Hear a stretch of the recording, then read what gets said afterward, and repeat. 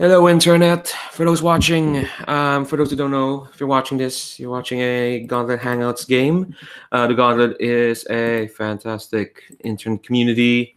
Go to gauntlet-rpg.com. What we do is get together, cool people, and play cool role-playing games. The game we're playing today is Masks: A New Generation, powered by the Apocalypse game about teen superheroes figuring out identity and trying to figure out who we are through the medium of punching people who probably deserved it. Also, we were fighting the man. Oh yeah, of course you're fighting the man. What? You can't really be superheroes unless you do that, or can you? There have been some great superhero stories about. Yeah, let's not get into that debate. Years of superhero Disney has something to say about that.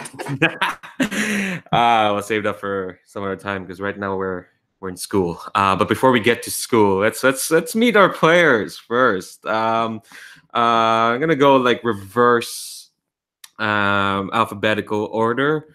The usual thing. Just say name, pronouns, shout out a cool thing on the internet you're involved in or not. First, let's start with Sabine. Hey, my name is Sabine. I use any pronouns you might like. And a cool thing on the internet, well, there are so many cool things. Kira Maragnam, I don't know what her name really is. Forget the last name, but she posts cool pictures of her snakes.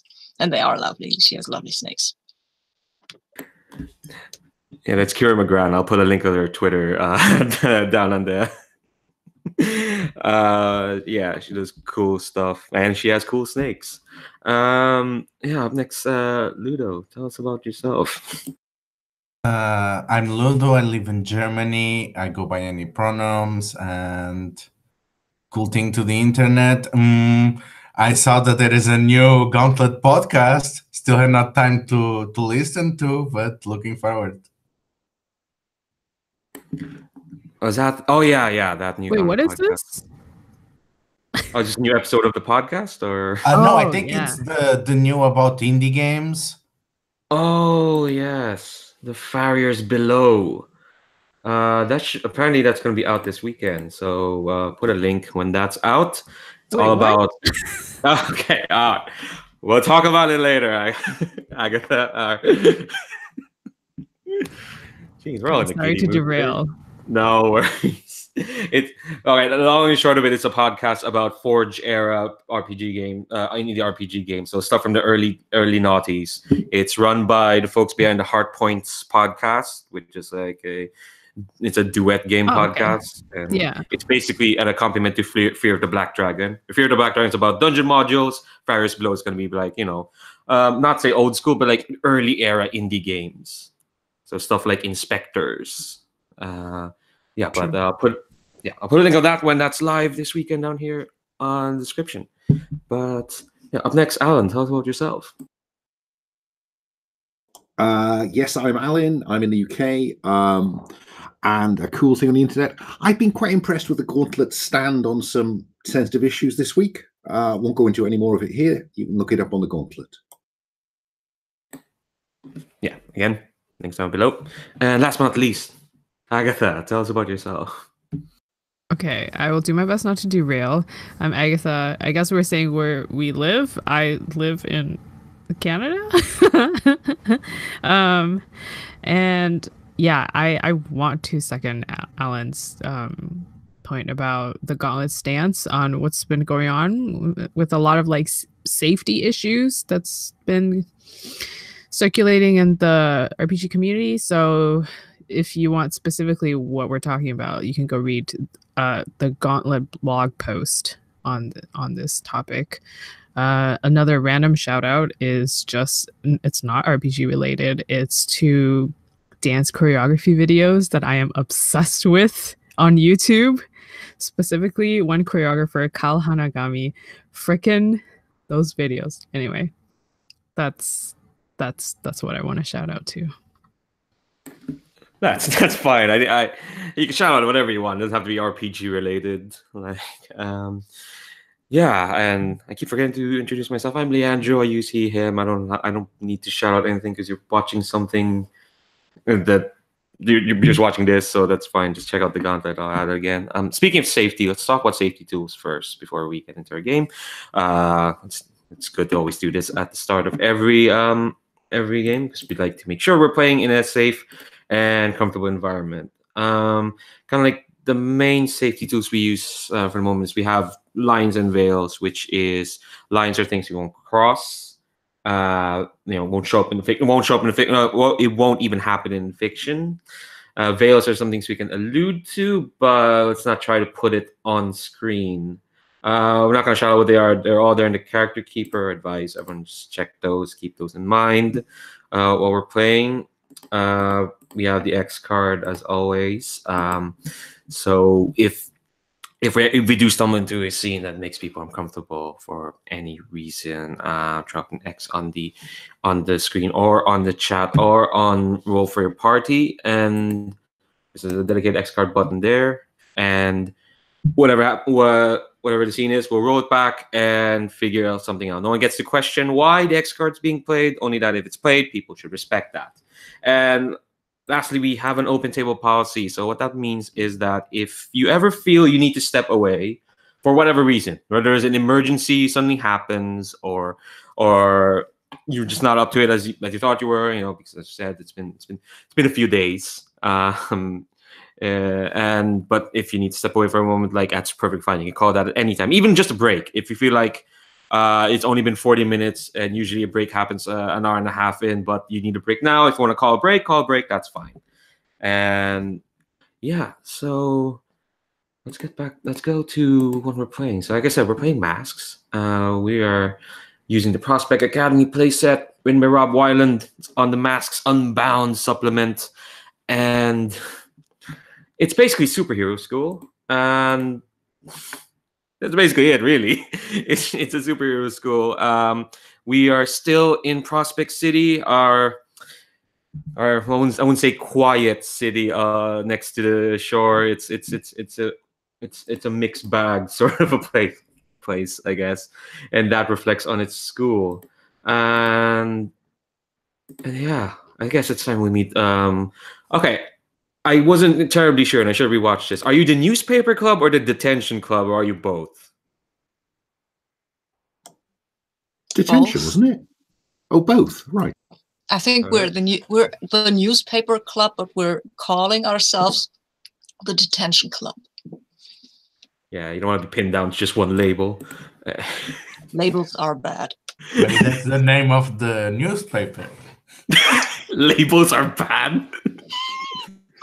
No, I think the detention is actually the name of the newspaper. It's, I think, maybe kind of an undergroundish, not the official newspaper. So it's more like okay. Let's. I want to get into that. Interesting. Labels are bad because that's the name of your stats. But first, let's meet our students. I do want to see how you all put out a newspaper in the 21st century. Let's start back where we are. Actually, no. Let's go by order of the character keeper, if that's okay. Introduce your character, kind of pitch, and a thing that happened to them in the previous session. I know we only had an hour last session, but a lot of stuff still happened there. Okay, let's start with our innocent. Tell us about yourself. Yeah, I'm Blue Train, aka Enid. I get that you're roboting.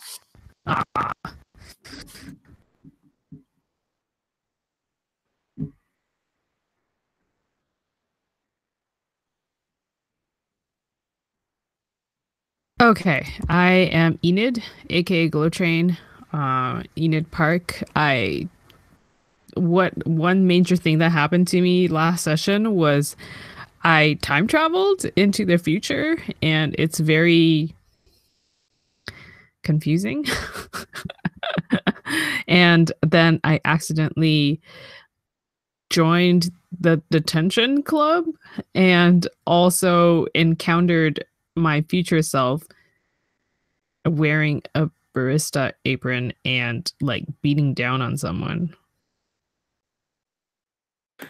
Oh yeah, that's where we left off. All right, so we'll resolve that when we open up after these introductions. Okay, Up next in the character keeper, we have our Scion. Ludo, tell us about her. So next we have Regicide or Kasey Dread or Ksesenia Tsenovadred II.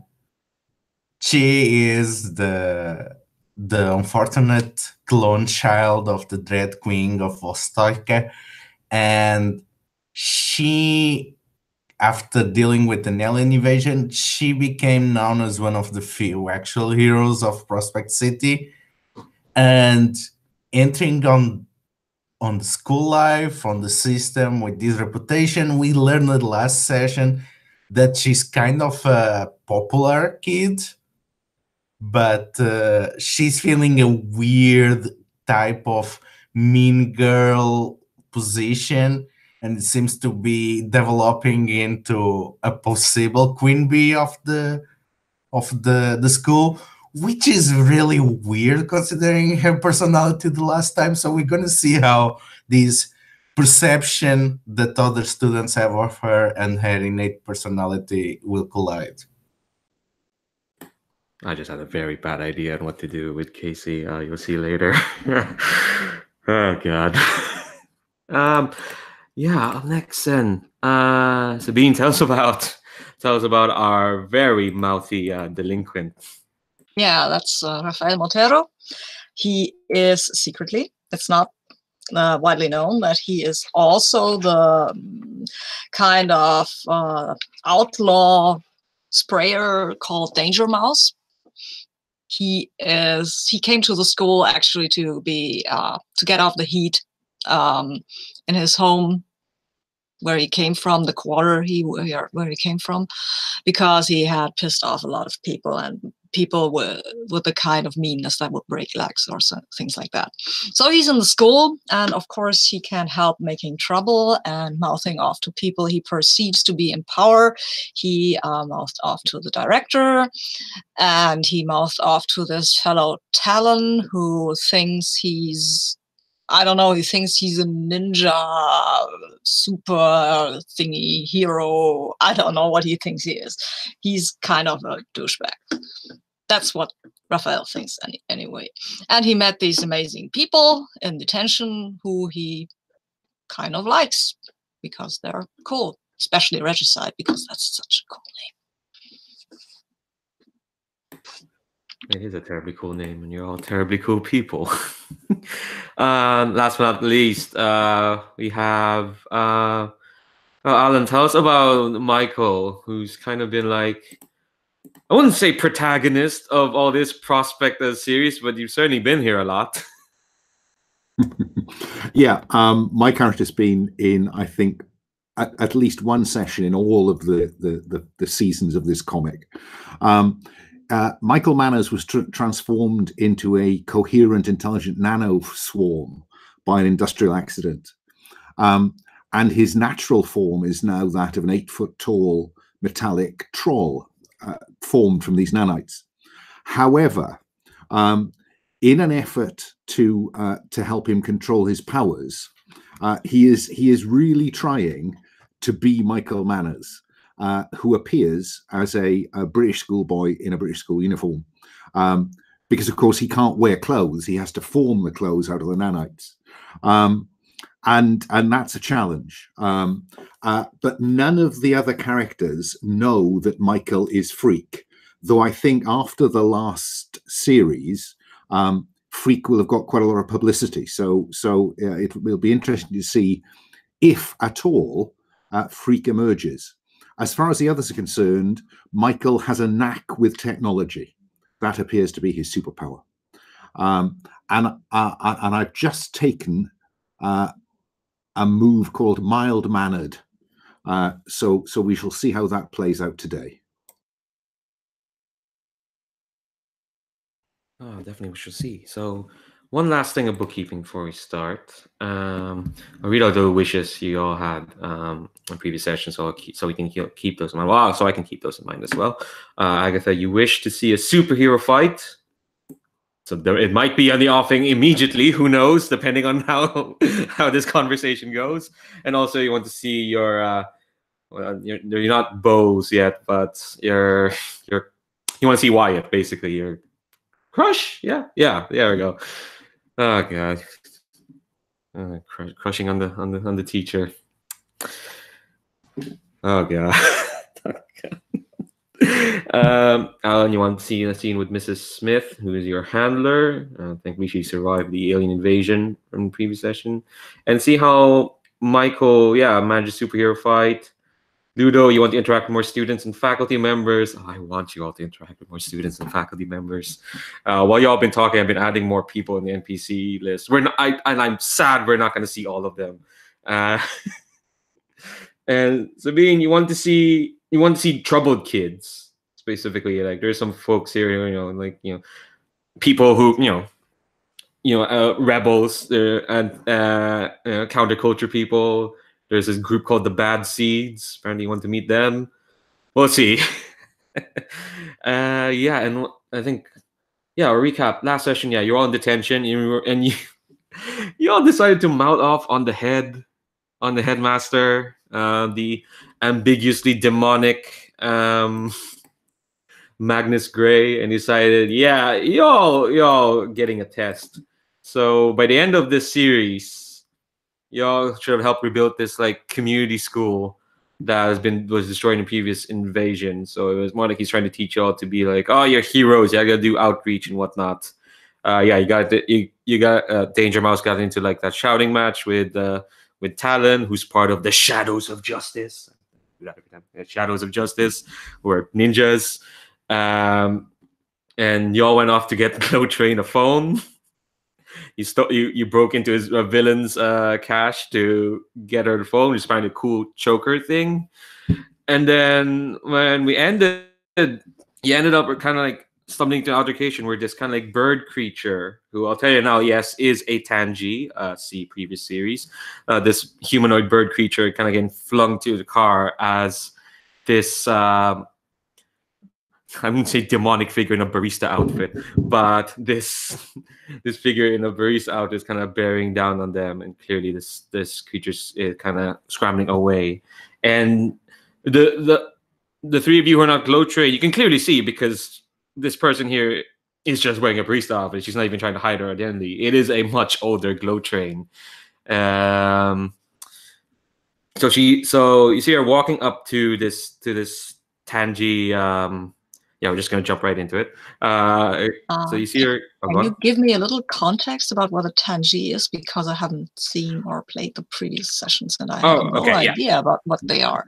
Okay, so the Tangi are a race of bird aliens, different types of bird. There are different kind of species of bird. We knew there was a wren bird. They were led by General Philippine Eagle bird. They were basically fascists. They occupied and took over and invaded Prospect City in the previous series because they had a device that they claimed they could see into the future, and that there was one superhero would unravel all of reality, and that superhero was Freak apparently. So they tried to kill him, but they were fought back. They should have left, but clearly this one here is still here apparently. And I think you can, when you walk out of the villain's street, you're out on the street, and it's happening. It's kind of happened to your right. The Tangi's flung to the car, and they're kind of scrambling back. They're an owl sort of person, so kind of big hooded eyes, but they're clearly frightened and they're scrambling, and even as they're kind of lying down on the car. And Plat's just walking up to them. And what do you do? I think I turn to Glow Train and I say, hey, is that lady a relation of yours? Yeah, I'm staring at her like, wait, I did see her. I think I saw her when I first came over. I'm gonna maybe run over. I'm following. Oh, sweet, another clone. Do you shout that? Yes. I don't know how Enid would feel about that. Let's see. Are you adjusting my labels? Oh, yes. Yes, I am. Oh yeah. For context, for those anyone watching or might not know, you know how sometimes adults kind of adjust your labels. Well, you can do that. That doesn't just mean just adults. It means anyone who has influence over your character can try to adjust their labels. So that means if you have influence over a player character, you can totally do that. If you tell them who they are and what their place in the world is. Yeah, you have influence on me, so. I guess I'm increasing your freak and decreasing your mundane. Interesting. Accept I don't think I do. Okay. So when you reject it, you roll 2d6. No modifiers, just straight flat roll. Yeah. Sorry. Can you, where do I find the roleplay party link again? Oh, it's to the very right on the PC tab. I should put it in PC tab. It's more useful there. No, it's okay. I just didn't see it, but that's cool. Start of a new session. You're going up to team 1. Okay. All right. I will roll these 2 in the middle. I want to meet this publicly vocal pheasant. Ooh, 8. Yeah. All right. All right. So in 7 to 9, you choose 1. Clear a condition or mark potential by immediately acting to prove them wrong. Shift 1 label up and 1 label down, your choice. Or cancel their influence and take +1 forward against them. Hmm. I'm going to link to the folder again, actually. Let's see. So you were shifting my freak up? Is that what it was? Yeah. And what down? Mundane. Basically is, oh, so you are just like me.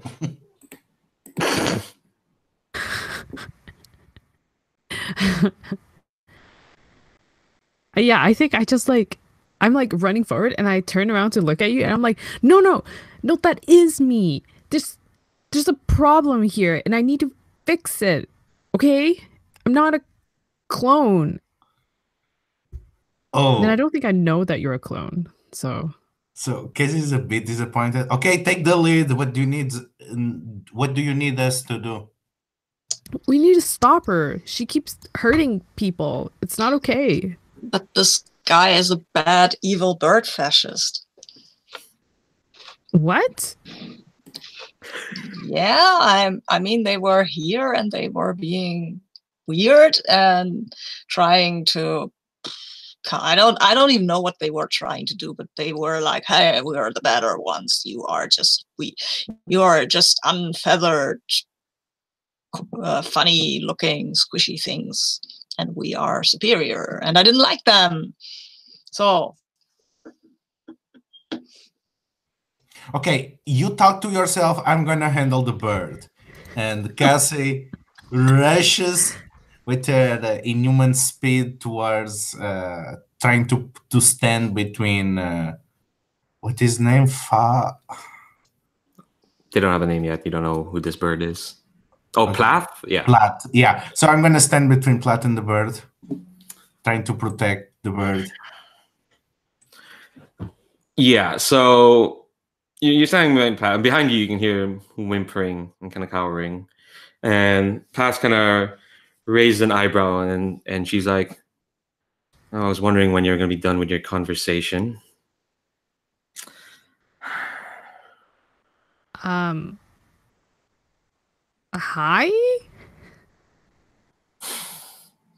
She's kind of ignoring you for a moment. She's looking at Regicide. Okay, excuse me. Like, can we talk for a second? Because we don't have anything to say to each other. No, I have questions. I want answers.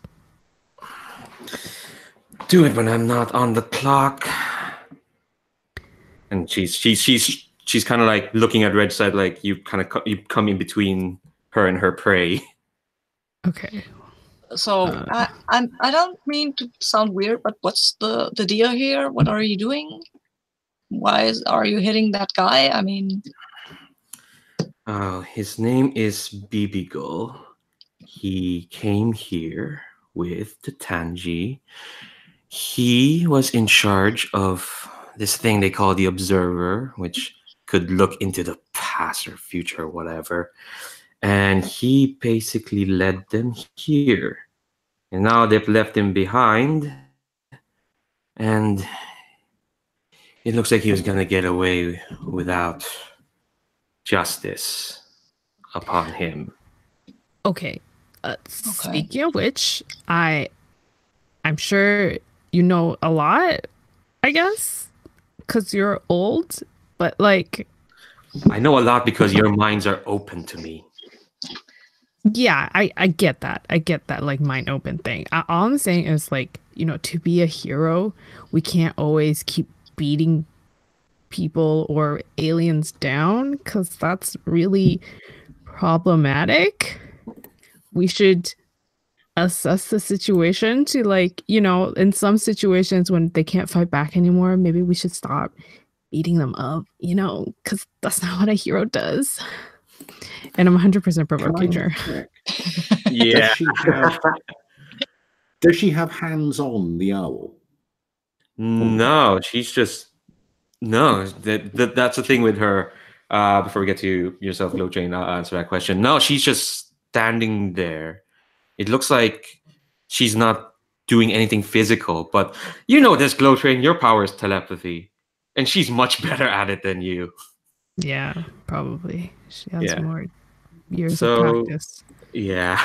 Okay, I'm gonna roll go on. to provoke, and because I'm giving a speech about morality and heroism, I will roll with savior instead of superior. Yes, that is a good choice.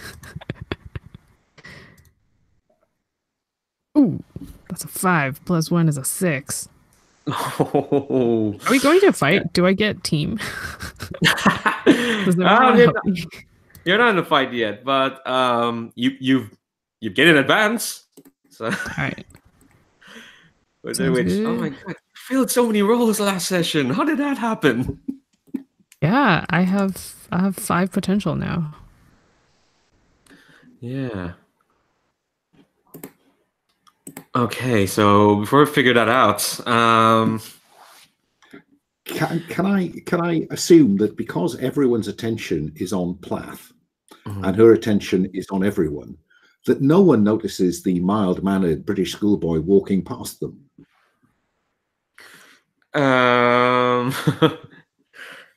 You didn't come. Did you come with them to grab this? You came with them. I deliberately didn't. I waited for the altercation to develop, and now I'm just strolling past. Jesus Christ. Do you want me to roll for that, or can I just assume I walk past them? Before we do that, I'm going to inflict a condition on Glow Train for that failure. Actually, hold on. I want to look at something. I want to check this basic move. Oh, I just realized I'm already insecure. Like, did that factor into our roll? I don't remember which. No, it should have factored in the reject their influence, because that takes -2 out of that. But it's late for that. It's fine. You can. You were gonna get it. You took a potential, right, when you rejected that influence, right? Yeah, I did. You were gonna get that potential anyway because you failed. Because either you failed a roll or you took that. Yeah, so it's fine. You know, you still get your advance. And so, and I think when you say that, Tath kind of just, I think you've got her attention now, and she just looks at you as if like, God, you really don't know anything, do you? And she says, well, I'm sorry. It feels like someone here doesn't know really anything about how anything works. Do you know what happens when see, there's the problem with you other superheroes. You're all so lazy. You all just sit back and let other things happen. Why do you think the Tangi invaded? Because you didn't do anything. You just let it happen. Here, what I'm trying to do is making sure that whatever threat happens before, they're dealt with. Because I can see it all. I can see it all in his pestilential mind. This silly boy here, Bibigo, he signed up, he joined, he participated, he volunteered in this glorious conquest. And now he spent the last few minutes trying to tell me that he was just following orders. He didn't know what they wanted to do, but I can see it all. That's what we have here, Enid. We can see all that they try to hide. And you want me to do nothing while that's happening? Yeah, there was this movie once where they saw the people who might do some crimes, and I know people like that who see people and think, hey, they might be bad, so let's do something about it before they go bad, and that usually ends badly, lady. Oi, I have one thing to ask of you. Are you going after the human collaborators of the invasion? Because if you are saying that the problem is that they collaborated, that they volunteered, why are you not holding everyone to the same standards? And for the same point, where were you during the invasion? I did not see you during the fight. By the way, I'm taking the condition afraid because my future self is freaking me out. So can I use my Captain America move? Oh, Jesus. I forgot to have this Captain America move. And I love that Michael is just strolling around. It's like a bystander watching this. Okay. Michael has a plan. Ooh. Just tell me when you want him to do something. Yeah, all right. Let's see. I want to see this Captain America move. You demand an MP. I got a 6. So I'm getting XP. Why are you all feeling so bad right now? Okay.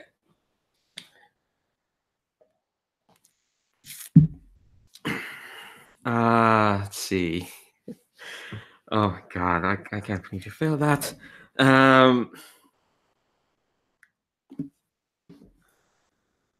Okay, so I think. All right. Jesus Christ, let's think about this. I didn't expect y'all to do that. As kind of like as Bibigo behind you. Well,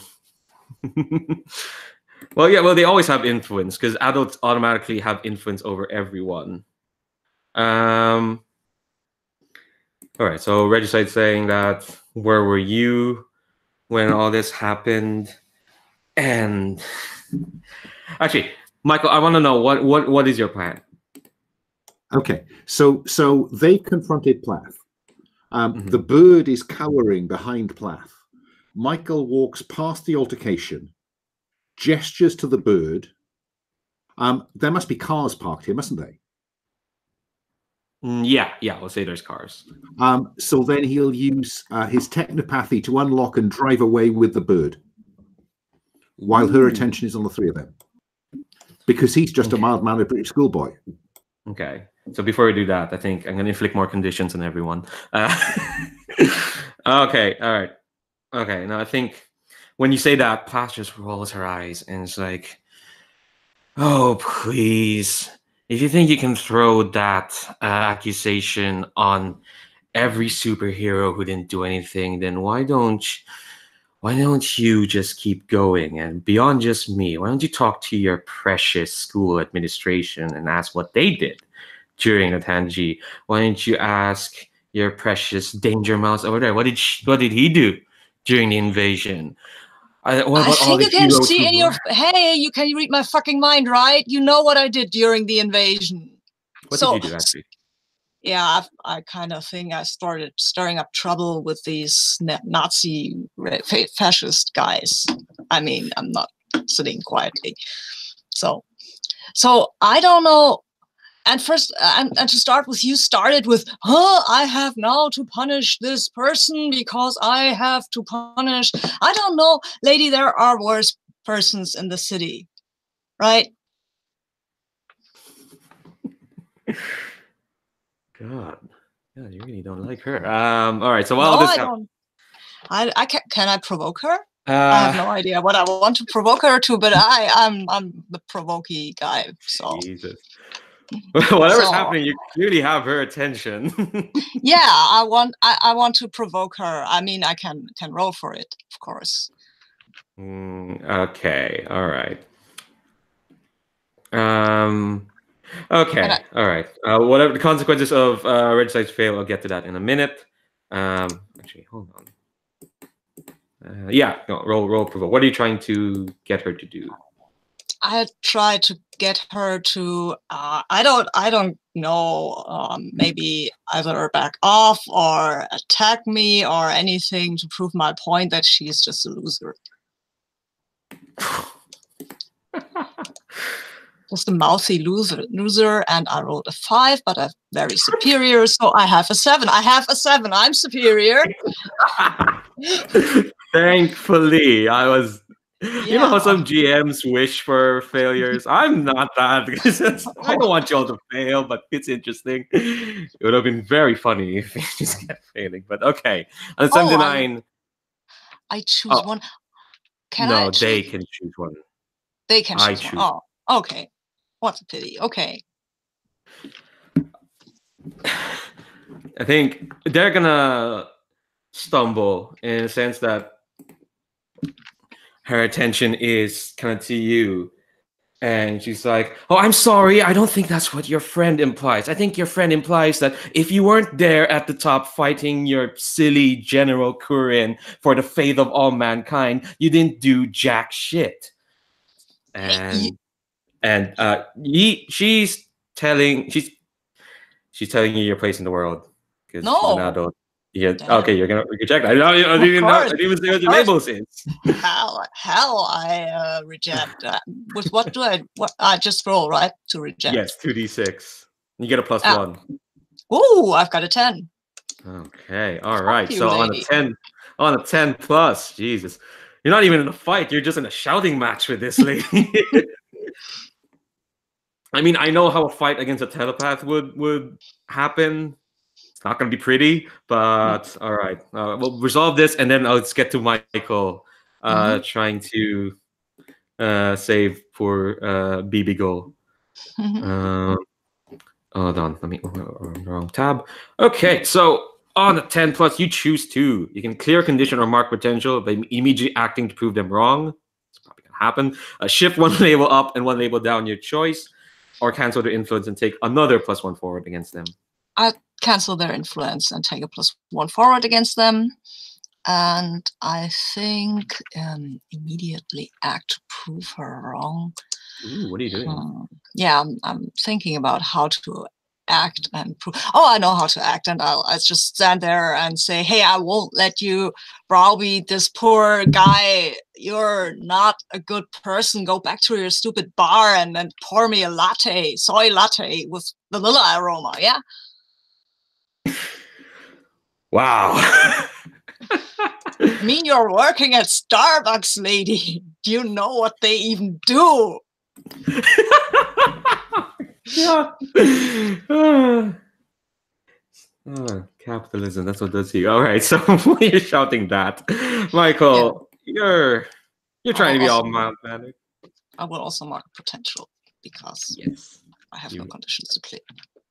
All right, fab.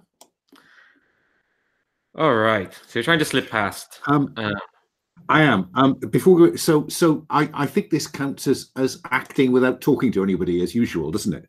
But it's a different kind of freak acting without talking to them. So I'm going to clear insecure if it's okay with you. Hold on, let me check that. Oh, to take foolhardy action. Yeah, that's kind of foolhardy, I guess. She's a telepath and a grown-up. Yeah, who's to say she doesn't that she knows or doesn't know you're there? Well, we're about to find out, aren't we? Because I roll with mundane, which is -1. And I get 12. -1 is 11. Okay, all right. So she is completely oblivious. Yes. she entirely buys the facade. She notices I don't leave any clues. She doesn't keep her eyesight on me at the corner of her eye, and I don't make a fool of myself, which in Michael's current persona is very important. All right, So you sidle up to this Tanji person to be Big O. What do you say? You're muted. Alan, you're muted. Sorry, so excited by that rolling 12. I've never rolled 12, except when I've been taking damage. So no, I unleash my power to open the car door and get him in, and then drive away. Ooh. I think. I feel like that's kind of a to unleash it to you. You got to him, and when you can't get to the car, he's kind of like, wait, what are you doing? Saving your life. But she'll know you're here. She knows everything. All right, so you're gonna. I think.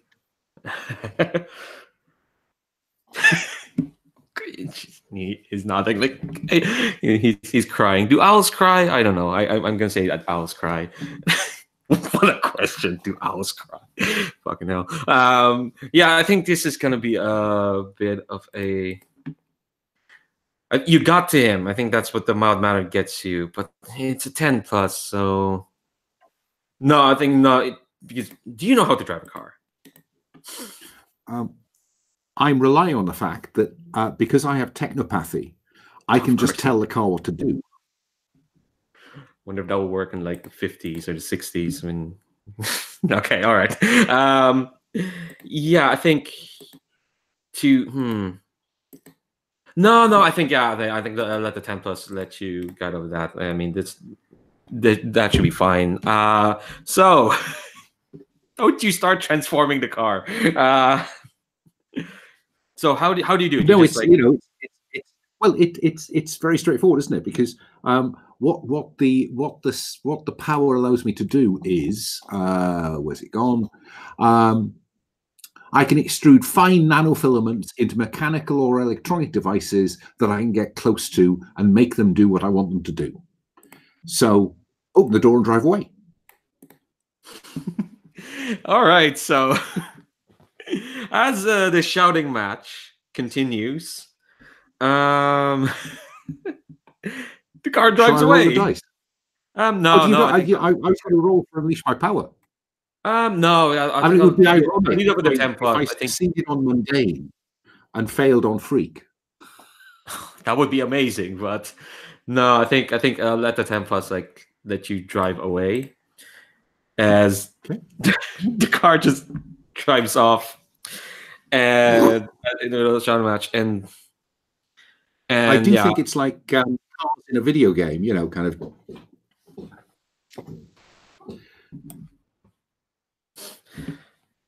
I think when that happens, I think kind of Plath's head kind of like whips towards the car.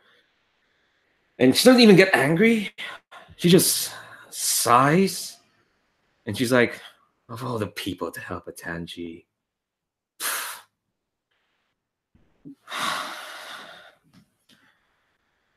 All right, I've got no business here with you children. And she just turns her back on you and she's about to walk away. What do you all do? Glow Train, what are you doing? How are you feeling? I'm really scared and I think I'm like really overwhelmed. So I'm kind of like just like standing there and I see like all this like shouting and then like a car maybe driving away in the background. And I think we're like on the sidewalk or whatever. I think I just kind of like crouched down and I start crying. I want to try to comfort Enid by shouting at her future self. Okay. You better get my name. Sorry? I'm pretty sure that's not gonna work. like just narratively, but perhaps the mechanics will speak otherwise. And I feel like, and I think I'm just like, I'm like crouching down like this, and I'm basically like disengaging from everything, and I'm just crying. Like, and I would like to say that is me running away from a difficult situation. All right. Yeah. Yeah. Yeah. That's fine. Oh, Are you gonna let the? I want to see if this does come far in some way. So do you think that counts as me like taking away the afraid condition, or no? Because I don't have to. It's fine. I could just cry for narrative purposes. Yeah, I think this justified that you don't want to talk to Pat right now. So I don't think this is running away. I think you should actually run away.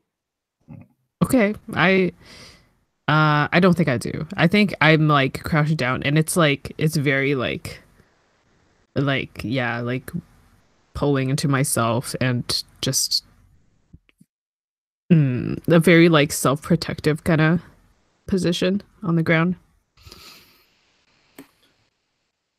All right, so Richard, I've so let you comfort or support her. Like, are you gonna do that besides shouting at Pat? Yeah, basically, as she falls down, I'm gonna stand at her side and knee at her side, and I try to shout, kind of to create establish dominance, let's say, so that this looks like a safer place.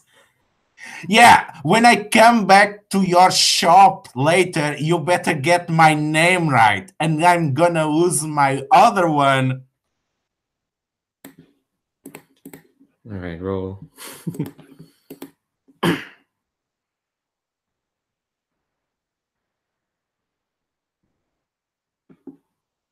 Seven are these rolls. Okay. Yeah, on a hit, they hear you. So let's go, train. Either they mark potential, clear condition, or shift labels if they open up to you.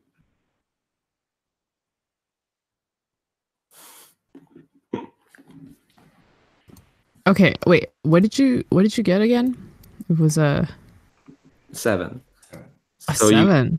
You pick. Well, on a hit, you pick one of the either mark potential, clear condition, or shift labels if you open up to Kasey.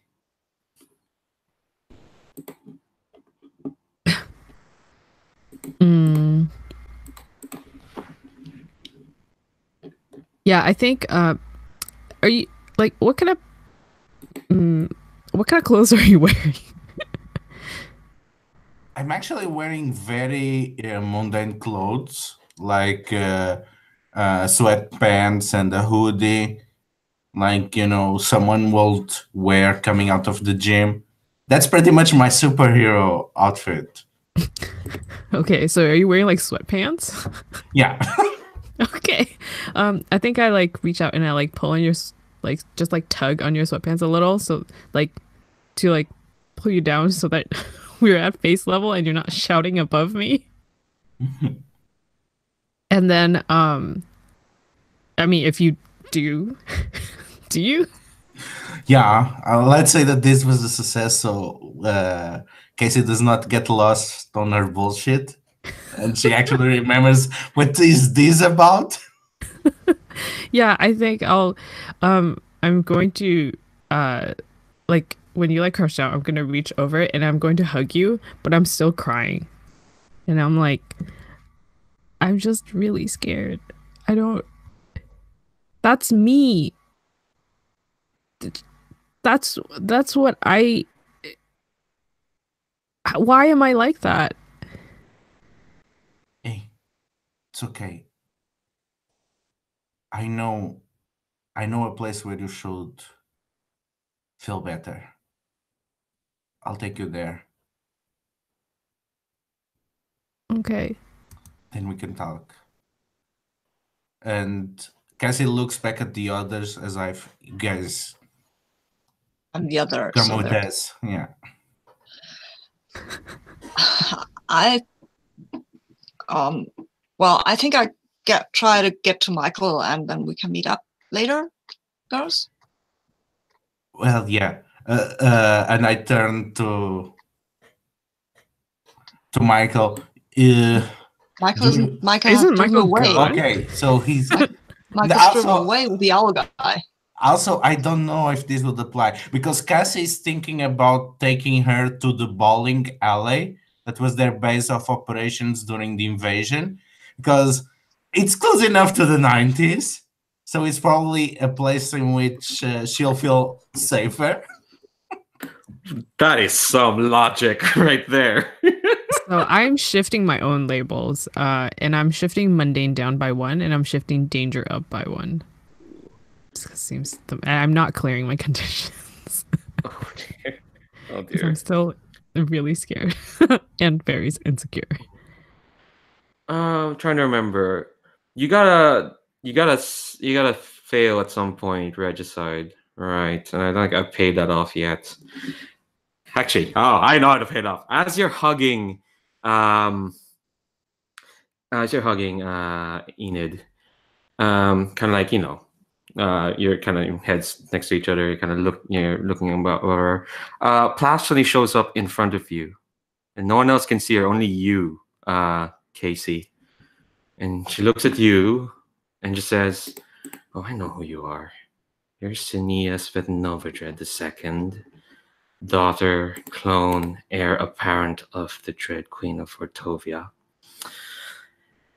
Your future is marked, my dear. You're running away from it as hard as this one is as well. Well, you're not running far. You're not running hard enough. You're gonna take a condition. How are you feeling?" And suddenly, this like apparition of path that you just planted into your mind fades away. I'm gonna say insecure because Kasey has been for let's say since the invasion she has been riding this high, and suddenly this telepath looks inside of her and delivers this poignant point that no, you still have not gotten even an inch away. So that really messes up with her sense of self. Yeah, who said that you're developing a mean girls complex lately? All right. I think it's time Would this for be a good go time? on. Would this be a What? good time for Michael to use the in-car phone to group message? Where shall I go? Question mark, question mark, question mark. And this is much faster than it seems. Why is there an in-car phone that can message? Because I make it do that thing. You don't have nanites for nothing. How old is this car? I don't know. Apparently, Manners as a side job as an Uber driver. I think I think I think you're trying to do this car phone thing, and Biba goes kind of like, thanks, but I don't think that device is advanced enough for what you want to do. And they kind of this is completely bullshit, but they pull out the communicator thing. It's like, do you want to use this? You're muted. I can't use it while I'm driving. You use it. But I don't know who who am I gonna talk to? Doesn't I haven't Michael thought of that. Doesn't Michael have a phone of his own? Yeah, it doesn't. I mean, It's always been a bit problematic because he doesn't have any pockets. All right. So he tends to use the nanites kind of just to connect to the wireless grid. Oh, that's what he can do. He'll just broadcast to your phone numbers. Oh, Got to figure that out. yeah, maybe look, it's a bit tense. All right, so Michael messages like, "Hey, meet up." So I try. Where should I go? Bowling alley. Okay, so we have Okay, bowling alley. So what are you gonna say, Danger Mouse? Oh no, I actually wanted to go and find him and phone him, and then there's this message, and then Richard does all the talking, and then I'm like, okay, I guess we're going to a bowling alley. Jesus. And you're taking this alien with you. Okay. I think we've been here for an hour. Let's take a 5-minute break. Then we'll show up at the bowling alley. Have a lot of feels, probably. Oh, you poor dears. All right. We'll come back at the 1:15.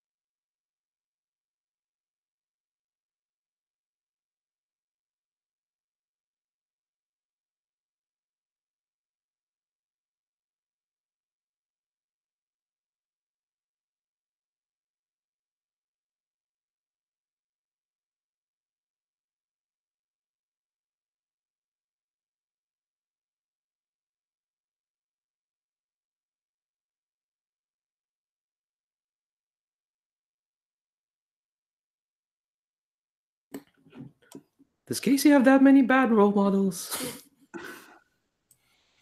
Well, let's see. Infinite Violet. Oh, she's bad. Her Oh, she's mother. really bad. Yeah. I mean, they are pretty much don't ask permission, assume control either by overwhelming power or violence. Oh, come on. Agent Fomero wasn't that bad. Well, true.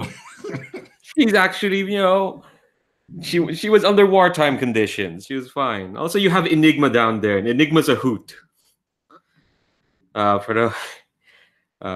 Enigma's just a very silly, over-the-top thespian villain. He really loves Andrew Lloyd Webber. I think that's the main characteristic he has. I don't even know if he has superpowers or anything, or he's a device one. All I know is he loves Andrew Lloyd Webber and thinks Louise's character was a pretentious hipster. He's also very anti-capitalist. I remember that. How is he a villain?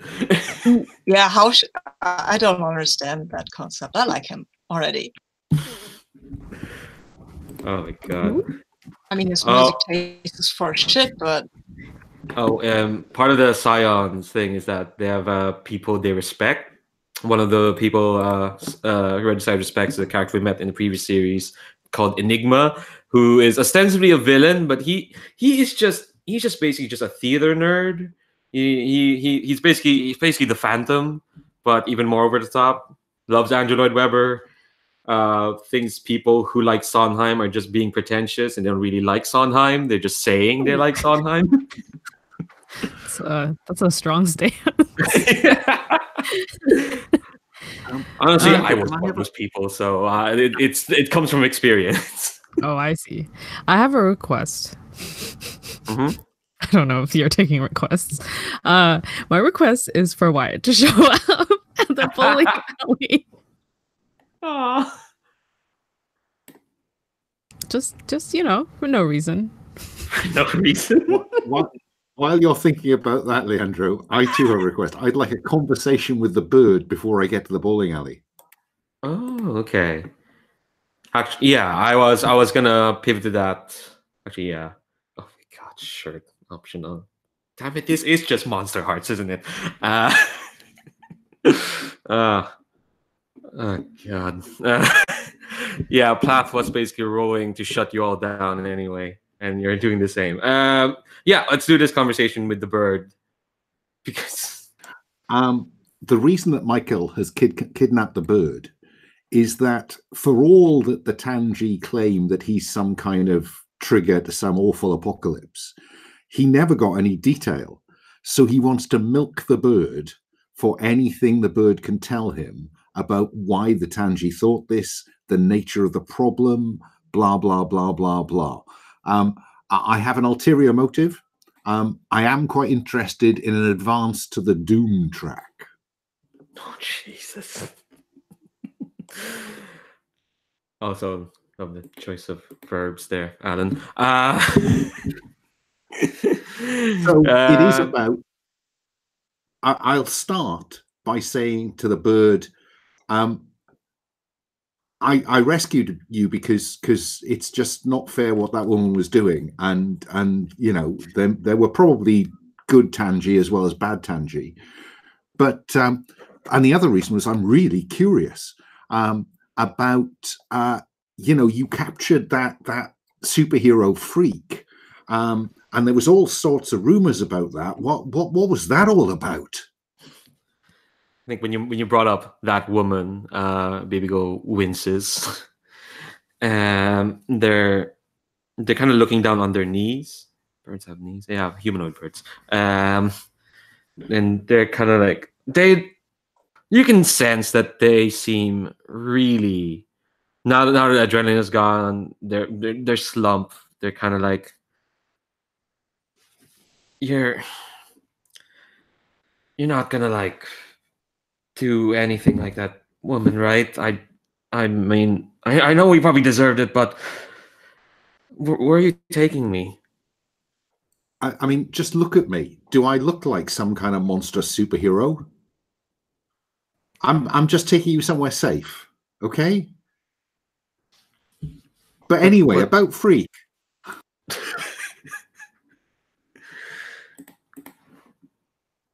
Yeah. I think. I think this is a bit. This is a role. Oh yeah, yeah. I'm down with provoke. I think I'm hoping when you provoke someone susceptible to your words. Now I'm hoping that I don't have to freak out on him to make him vulnerable to that. I think I'm just trying to appear the savior here, who's just having polite conversation about why do you come to rule the world.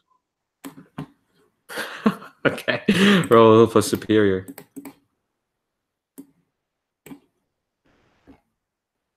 Oh, superior is +0. Let's see if we can replete those 6s. Oh, that's 9. That's not bad. So on 7 to 9, for NPCs on a 10+, they rise to the bait and do what you want. On 7 to 9, they can instead choose one. They stumble, you take +1 forward against them. They err, you gain a critical opportunity. They overreact, you gain influence over them. I think it doesn't take much to provoke them. They're in a state, and yeah, you could give me +1 for his vulnerable state. I wouldn't argue with you. Yeah. That's a thing a GM could do.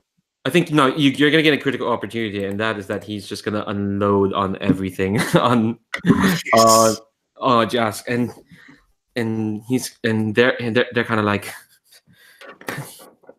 this is gonna sound really silly, but look, that woman's kind of right. Yes, I did work on the Observer, and yes, it's accurate. We tried as much as I can. I mean, I was only really out of school when I started working, so I didn't really know how it all worked. But we thought it was accurate. We found a person who, and when we found them, we thought, oh, it's some powerful, reality warping sort of creature or anything. But no, we just found someone who's always at not the right place or the right time, but just at the place, at the time. And they're always just there. And we didn't know why. Like, why this person? Like, Freak? He's just another accident. You get a lot of those around the world, but he wasn't special because of what he was. He was special because he just happened to be where he was. And look, we tried to. I thought the machine we thought the machine was accurate. So, and we thought we were saving the world. So it's not what he does. It's just that he turns up in when you kind of look across the timelines, he keeps cropping up in places that cause things to go haywire or something. Is that what you mean? It's almost like he's a fact of history. Like he just always shows up, and we couldn't vote. Like, it would have been so much easier for us for it to make sense that it's someone who could warp the worlds or whatnot. But no, he and we thought that because he was just some person, it would make it easy for us because we want to save everyone. We thought one person, entire everything, not even a very important person. And I'm not sure Michael has any more to say. I think the conversation will just peter out because Michael is processing. Because I don't think he was expecting to hear that. Yeah. Oh, wow. Okay. Then I'll try to get us safely to the bowling alley and be my usually sparkling self by the time we get there. Oh God. Oh, you're all so sad. Well, except for Danger Mouse, he's just sad on everyone's behalf. Yeah, I think on the way to the bowling alley, I would try to, I don't know, cheer poor Enid up a bit, because I haven't totally grokked onto the whole time thingy, wibbly wobbly thing. So I will try to kind of cheer her up and tell her that we'll find a way to kind of, futures are tricky, and maybe that lady isn't even your future self, but just an evil clone or something. I mean, it could be. Let's see what the dice say right before I. Yeah, what do you say? I want to hear exactly what Danger Mouse specifically says. I want to reference my team move, which I totally forgot about. But like when I share vulnerability or weakness with someone, I ask them if they think that I could turn into my future self, and then things will happen depending.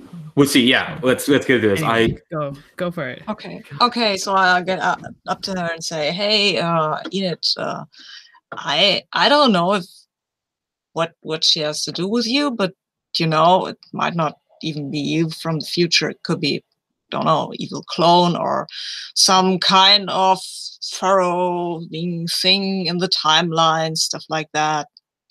I mean, she could have a totally different past than you remember even, and nothing's set in stone, I think. That's why we fight for the future.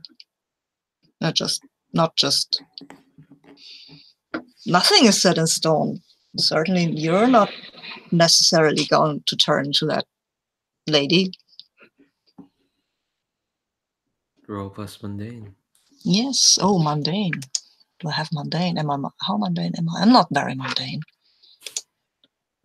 But let's see. Oh, I have a 5, so I kind of messed this up. And just so I think these invaders, they had clones. Maybe she's one of them. Enid, I'll let you respond to that. Yeah, I think I'm like sitting there, I don't know, like on a bench, and I'm just like, no, what's your name again? Rafael. There we go. No, Rafael. Like, no, she is me. Okay? Like, it's not a clone thing. I don't know why everyone keeps talking about clones, but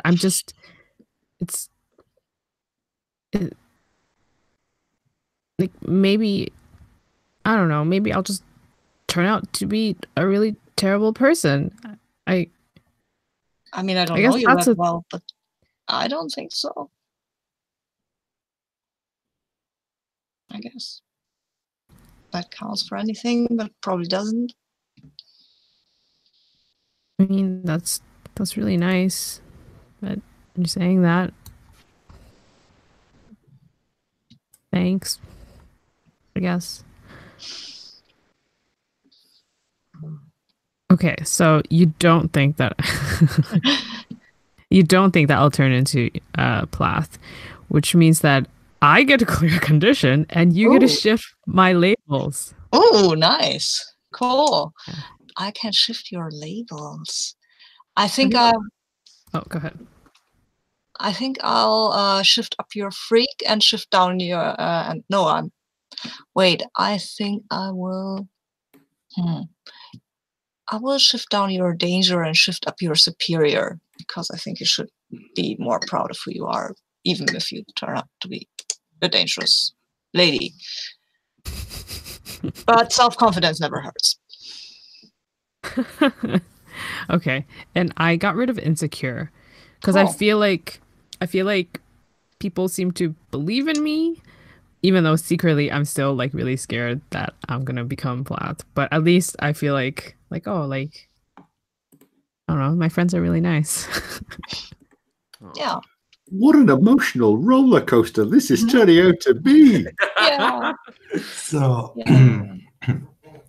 while Rafael is being comforting to Enid, During this entire exchange, Kasey seems to be, she's still holding to Enid, but she's looking on the distance and very still and quiet. After they are done, she says, well, the reason why everyone seems to mention clone is because of me. All right, I forgot you were a clone, right? Sure. I'm sorry, I didn't mean that to be a bad thing. Wait, you're a clone? Yes. Let's just go inside and I'll tell everything you need to know. Oh my gosh. Yeah, I like walk up to you and I'm like, I'm being very rude. I'm like kind of like staring at you. Okay. So, and like, oh, go ahead. Kasey is like a bit embarrassed and looking down because it's like she's used to be treated as a clone, but it's like this is all she needs to tell because everyone knows the Dread Queen. So that's all they need to know. And immediately they have a reaction and they see Enid that is taking her time to study and interested on her. And she's like, this never happened. What do I do? Yeah, and then I'm like staring at you, and then I like push open the door, and I'm like, okay, let's go sit. So like, wow. So like, how did you know? I knew since when I was born, decanted. I mean, my mother keeps blasting ever since I remembering anything. I keep hearing her blasting the propaganda about how her genius engineered that never will Forstroya be without the rulership of the Dread Queen, that there will be always one to take the place. Wait, so there's like, so you're not the only clone? I don't understand. I guess there must be more, but I'm the only one that is active, at least. So maybe there are others of you that are frozen somewhere for the Dread Queen to activate, and I'm realizing by now while I'm saying this that this was not a nice thing to say. I'm sorry, Senior. Yeah, I turn around, I'm like, Rafael. I was just thinking, I'm sorry, I have never known any clone. I come from, my family is weird, but in a normal kind of way. There's actually a lot of people that are frozen in, I mean, most of the population is still frozen because they were supposed to be awakened once this dimension had been conquered. And thankfully, the conquering has not been proceeding very well. Yeah. Wait, so is your mom kind of like not like a good person? Dread Queen. It's complicated. Nice people usually don't call themselves the Dread Queen unless they're in a band. Well, look, it's a lot to unwrap. I've been trying my entire life to understand my mother and what made her the person that she is. Because honestly, I don't want to be her. But she has been fighting a war since she was 8 years old. I can only imagine what that does to someone. I guess so. I'm just realizing where your superhero name comes from. And I'll be quiet now. Sorry. Yeah, it's a pretty clear statement of my stance. I mean, she's still my mother's sister, me, whatever you want to take. But, I mean, I don't hate her. I don't even resent her. I mean, she's probably messing up being a mother as much as I mess up being a daughter. But I despise everything that she does and what she represents. And I want to believe that I can change, and part of that requires me to believe that part of her still wants to do the best for the people that lost their world. Mm. Oh, that's really complicated. Are you sharing your vulnerability or weakness? Yeah. And I guess to put a pin on that, to fully wrap, look, Enid, I guess in a way, I understand part of what you're going through, and no matter what happens, what the telepath might claim to be digging from you, well, me either, I'm gonna stand by your side no matter what. Because one thing that is different between me and my mother and you and yourself is that they are alone. And I'll make sure that you don't have to be alone. And well, I don't even know what demons do you have to face, Rafael, but I'll try my best. The thing is, I hope that when people look at me and they only see the face of the Dread Queen, I hope you guys are by my side too. Sure, I mean, we're your friends, so. Yeah, I take your hand and I look into your eyes. You are always going to be Kasey to me. Or whatever your real name is. I don't know if you have a real name. Whatever you want to be called, that's what we will call you too. Even if it's something weird. Or not. You can want to be called Jane. I mean. Thanks, both of you. I would like to be Kasey, but I'm still trying to discover what person Kasey is.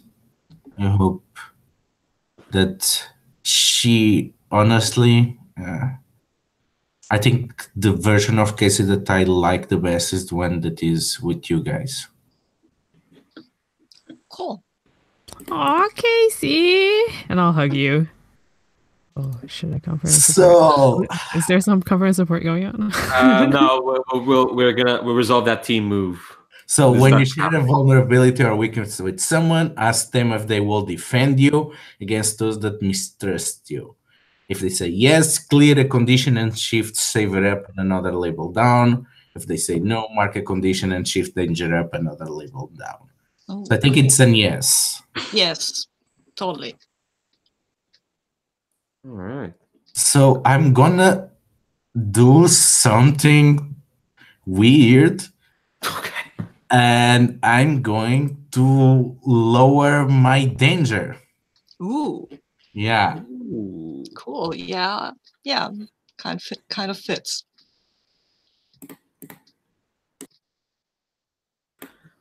All right. So the thing is, we'll get this conversation quicker with BB with all of you in a bowling alley, and then we'll cut back to school because I would like to go to school at some point today. I mean, I'm loving all this. Like, this is all beautiful. Oh my god, I want to hug you all. Just to be clear, I've got no use for Bibigool.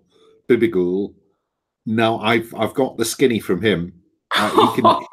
He can be allowed to run off or live in the bowling alley with the abandoned car. All right, hold on. Let's get you to the bowling alley and have you introduce Bibigool to everyone else.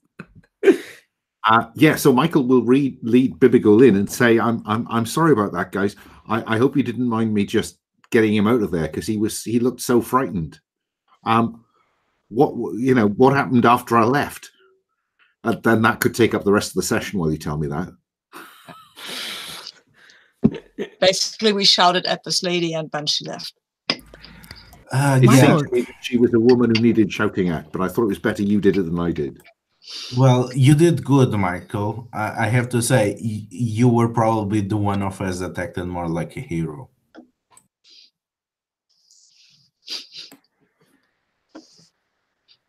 Yeah, it's cool. Shouting at people isn't that heroic, but I like shouting and provoking things.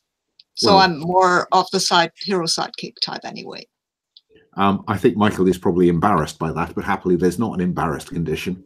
That's so I don't know what we cute. should do with him now. Yeah, I think Bibigo kind of like is their heads down. They're like, yeah, what are you gonna do with me? I'm kind of at your mercy. Well, we can try to contact an Agent Fumero and deliver you to Aegis custody. I think they kind of freak. Their eyes kind of widen that, and it's like, well, what are they gonna do with me then?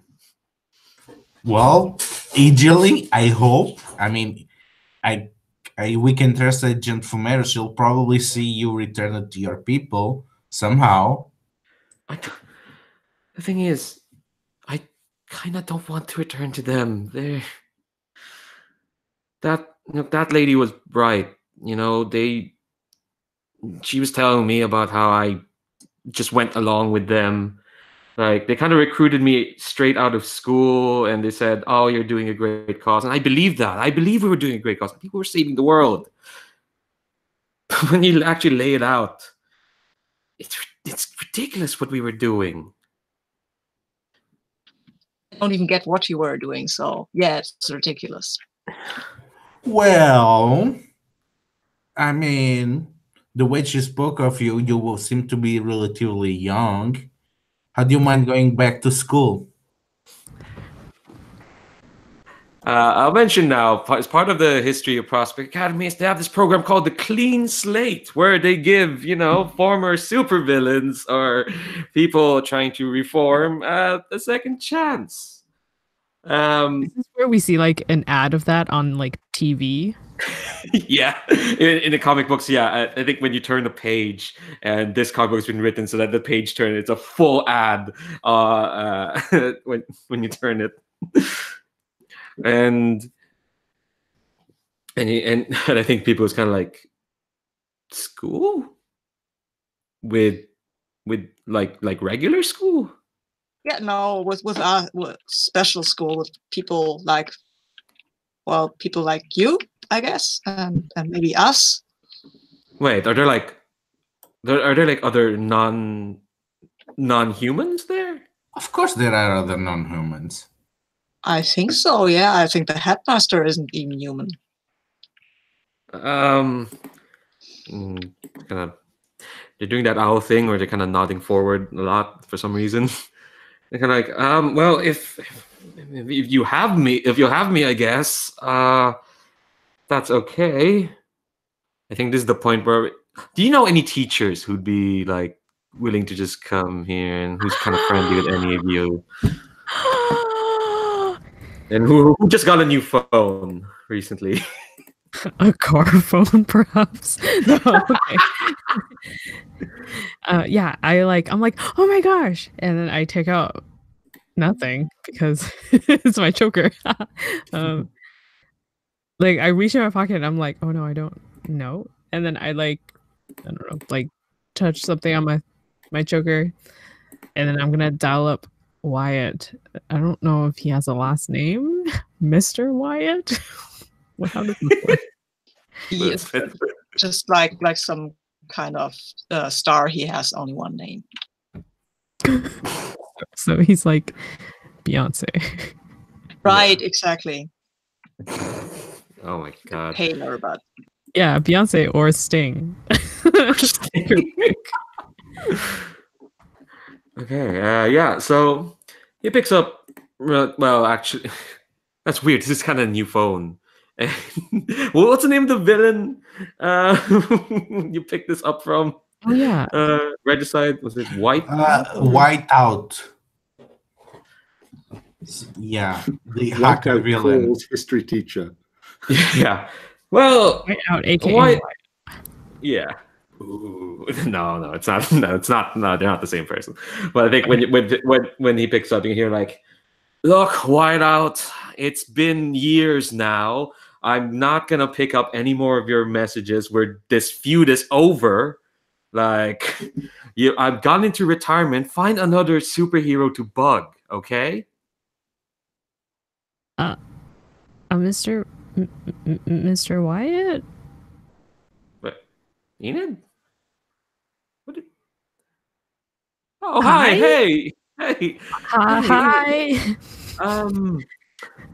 Yeah, sorry, I just have I have caller ID on my phone, and it told me that an old foe of mine was giving me a shout, and it's like, I don't know if I should pick this up. I don't know if maybe Whiteout wanted some drinks or whatnot, but Yeah, I'm like mouthing at the group like help.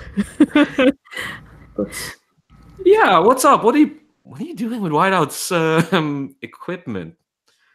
What have you been up to? I have an emergency. We have an emergency. We have a Are new you student. okay?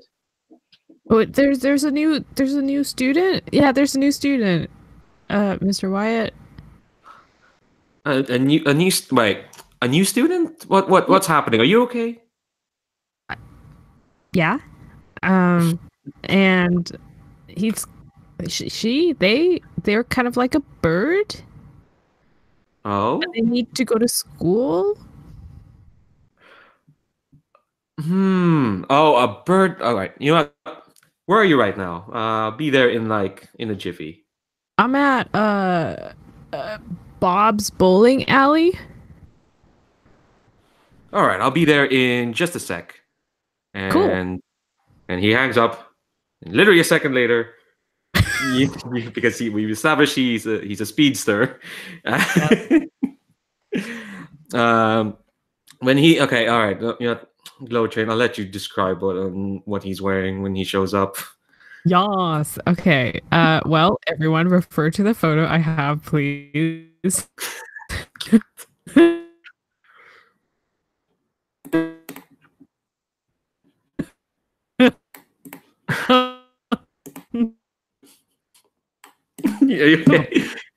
You're breaking up a bit. All I can hear is you laughing. So Okay, I'm back. Am I? yeah, I hear you now. Great. Yeah, I mean, I picked a picture of Jamie Dornan because that happened to be on my Pinterest at that point. Don't judge. But I don't know if that's the best picture. I think what he's probably wearing some kind of like a loose knit sweater, and some kind of like button-down shirt, and I assume his hair must be really messy because he dashes around. About people with superpowers. Yeah, but he's super hot though. Like in that I don't ever think about this kind of way. Yeah, I think when he shows up, yeah, his shirt is super tousled. His hair is super tousled, and he when he kind of walks in, he's like, it's like you can tell he's done that before, and he's like, oh, I came here as fast as I could. What's the emergency? And he kind of sees you all, and BP go, and he's like, oh, I Hi, see. Mr. Wyatt. Hi. Hi, Mr. Wyatt. Oh, hello, newspaper gang. Who's your new friend right here? It's someone that was stranded after the war, a defector of sorts. Yeah, Baby Goals is kind of cowering behind you, not speaking anything because I don't want to speak to myself. And Wyatt's gonna raise an eyebrow. It's like, okay, are you all decent sort, sir? So you're all vouching for them then? I thought you had this clean slate program where you took people who maybe wanted to reform or something. Do we need to vouch for him? Well, yeah, well, that's how the program works because we can't just take anyone who says it. I mean, there's still a system of like people need to vouch for them, but you're all upstanding. But he remembers your detention rap sheet. You're all upstanding students. I'm sure the headmaster would take your word. Really? You don't need You an think adult so? founder? Yeah, well, I think we just nod and smile at that point. I I look a bit skeptical because, we know this guy for 5 minutes. So I will animate one of my drawings. It's actually it's a Mickey Mouse, and it stands there, taps its foot skeptically, and when he says that sponsor thing and trust it, he nods. The mouse nods enthusiastically and tries to look as trustworthy as possible. What are we gonna say, Glow Train?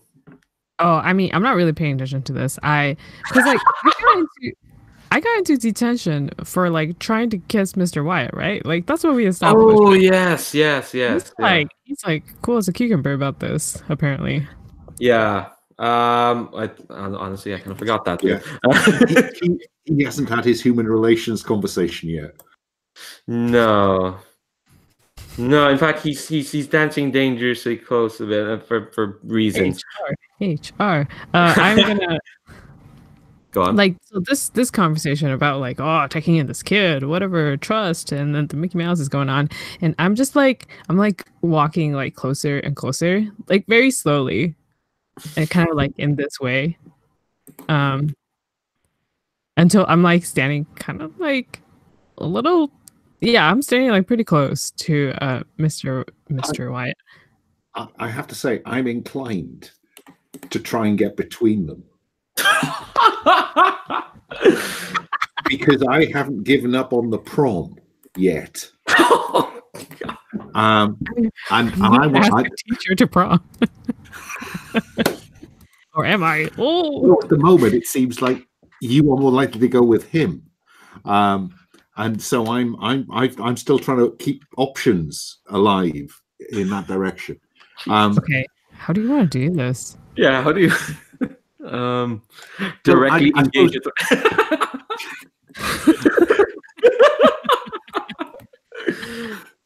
I mean, I'm trying to save her from herself, but I suppose the move I'm thinking in my mind with him is I'm going to try mild-mannered and just say, you know, you should just keep focusing on the conversation about the bird. Don't focus. Are you saying that to me? Or 1990s cheerleader woman. Oh, you're saying that to Mr. Wyatt, and you're not saying that to me? No, that I think I see you coming towards him, and I'm thinking, hang on, she seems very enamored of him. Let me just place myself in the way of this and get him back focused on the bird. I mean, the thing is, he's kind of really focused on the bird right now. It's almost like he's trying to not address the whole thing with Enid at the moment. I mean, that's why he kind of went straight to business. Like, oh, are you okay? What's happening there? Why so bird? Yeah, I mean, if you'd like step over, then I'm gonna like look at you like, what are you doing? This won't work well, Enid. You know what happened last time? That was detention. You'll get him fired. Oh, you're talking... Michael? Yes. I am a woman on a mission, okay? Don't interrupt me. Okay. Baby girl sidles up to you and is like, why are we whispering? Meanwhile, yeah, I don't think people gonna twig that you and Plath are the same person. So they're kind of like, why are we even here in this corner? Well, on the other half of this conversation, when you pull out the Mickey Mouse thing, I just kind of laughs and it's like, well, okay, if Headmaster's gonna take your word for it, then I'm sure he'll take mine. I'll have a chat with this Tanji and see if he'll be allowed to the school. Mr. Wyatt. Mr. Wyatt. Yes. Yes, Enid. I have a question. Mm-hmm. Can I talk to you for a second? Like right here. Oh, right and here. It's like just a little bit away from everyone else, but clearly within eyesight. Okay. All right. Okay, he'll let you like take. Oh gosh. Right. Oh, and I'm like when we walk over, I'm also like kind of like looking at him, and I would very much like to pierce the mask. Do you almost say, "No, we're not in.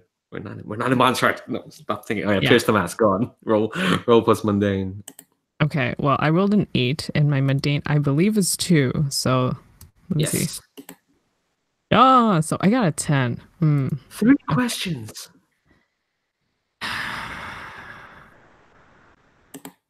I think, like, I want to know. I mean, obviously, like, obviously, he gave me detention, but I would like to know what Mr. Wyatt would like me to do.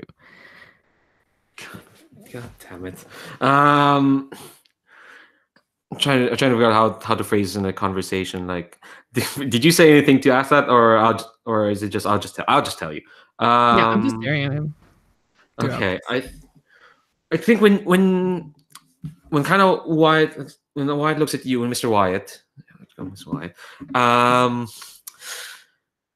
I think it's always, you always can't parse really what he's looking at. You can sense that he's probably affectionate at you, but you can't tell if he's affectionate. He looks affectionately at you because of you or the you that he knew. So I think he wants you to kind of stay as you are right now. I think that's kind of like what you can sense, like, you know, So this he kind wants of me to be like a nice kid. Is that what you mean? he Or wants like he wants you to be who Plath was, which is, I think he imagines, is what you right now. He might be like, I don't know, he might be superimposing his memories of who you were back then with who you are now. But I think he definitely he kind of wants you to stay, like, you know, happy before the bad stuff happens. The things you don't know what the bad stuff is. Oh, God. how do I get influence over Mr. Wyatt? I think right now he is kind of treating. He's kind of seeing. He's nostalgic. That's the thing.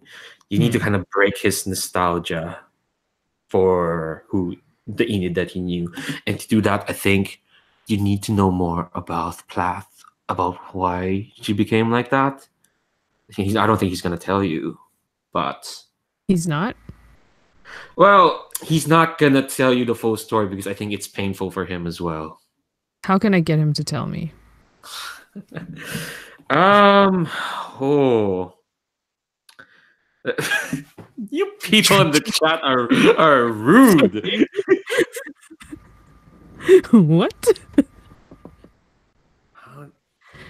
I mean, there are ways. I mean, you could try to read his mind, sure, but I think he probably knows that. I think he knows how to deal with telepaths. He knew one. I think how. Sorry, what was the question again? Sorry, I got distracted. How do I get him to tell me? So I think but at this point, like we're a little bit distance away from other people, and I think I'm just like, Mr. Wyatt, you know the me that's like here, right? That lady. Yeah, and when you mentioned her, he's still smoldering, but you can see it's a he's, when you mention Sad Plath. smolder. Yeah, sad smoldering. Yeah, it's like, did you meet her again recently?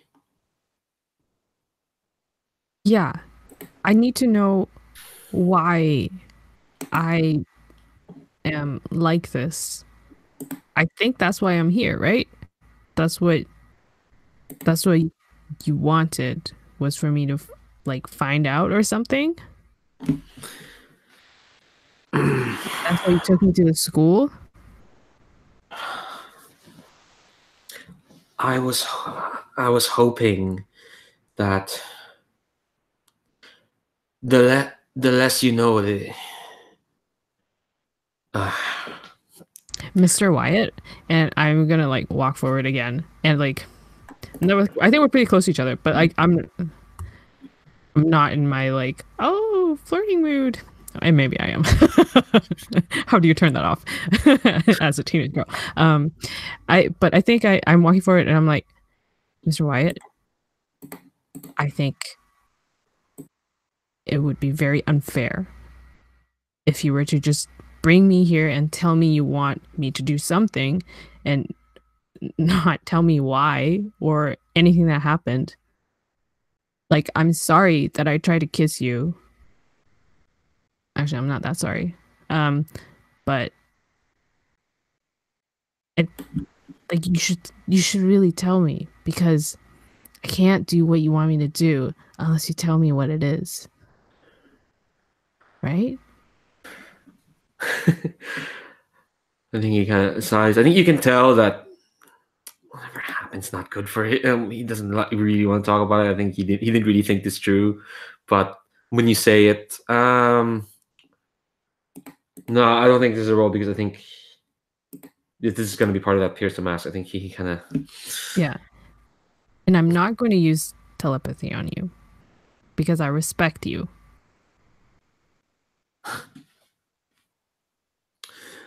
Well, that's a okay. And he kind of nods and says, "Well, no, not here, not right now. Talk to you later. It's a long story, and to be honest," and kind of leans forward, "I don't have all the details. I think you she did something to me that I actually don't know all the details. There are gaps that I think only she knows, and I don't know what happened in those gaps, but I can only help you so much.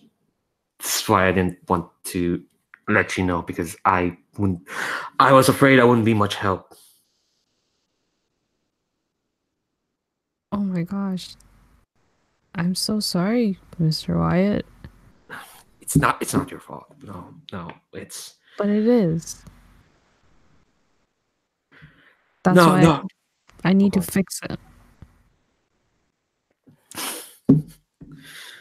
She used to say that a lot. No, we'll have a talk. Not right now. Let's get your new friend processed and back to school, and we'll talk later. Okay? Okay.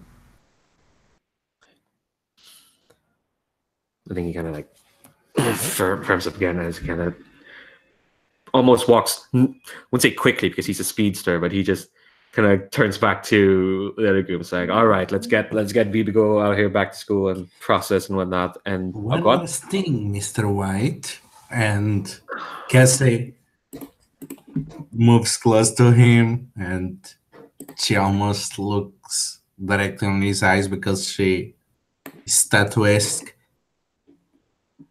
You know that we are under examination about rebuilding a school, right? Yes, yeah, I'm aware. And you know what they say, that a place is its people. So, will you say that saving a student and enrolling a new student counts as part of the project?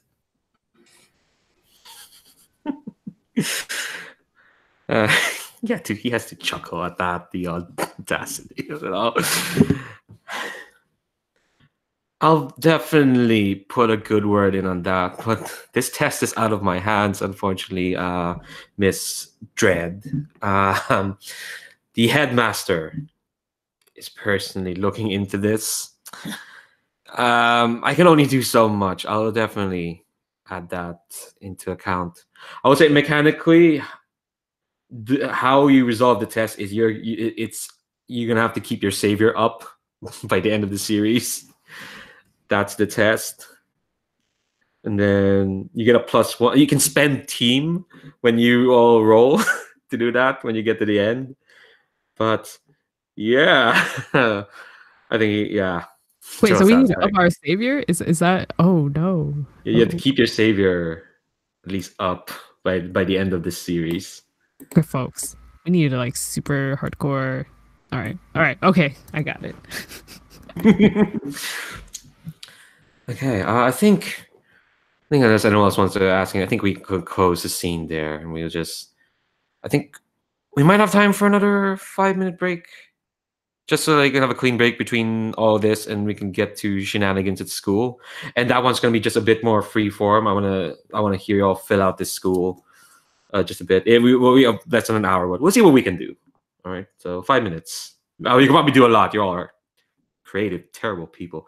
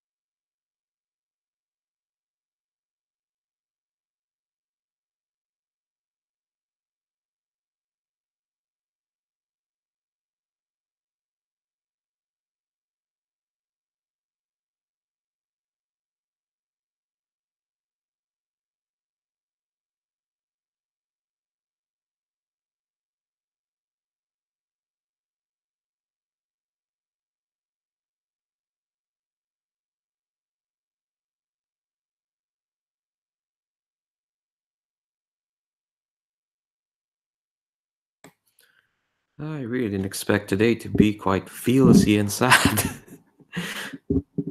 You're expecting for the fourth episode? No, I should remember to, just expect the unexpected. Danger Mouse, do you have any skeletons in your closet? I have lots of skeletons on my closet, but most of them I'm proud of. Hey.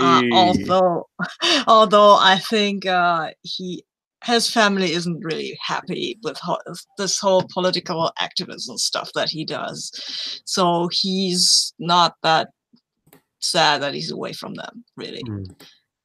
Because I think he has quite a big family, and his parents are quite usual normal people, who keep their heads down when stuff is going on and just try to get by. And they are not very happy that they have an activist for a son, and they always tell him that he should finish school and that he should maybe go to college and get a good job and have a nice girlfriend, stuff like that.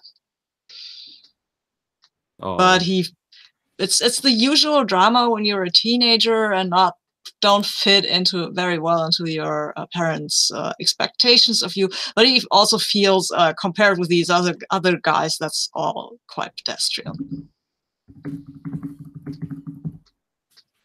I mean, Regicide's mother was an evil dread queen bound on conquering the universe, and his father doesn't like it that he is left-wing activist. It's not his father is Ferocious, maybe something like that. So okay, it's not even that they hate each other or something. It's just this kind of like, oh, you're going the wrong way stuff. He has a pretty normal family. Yeah, it's a nice contrast to everyone else.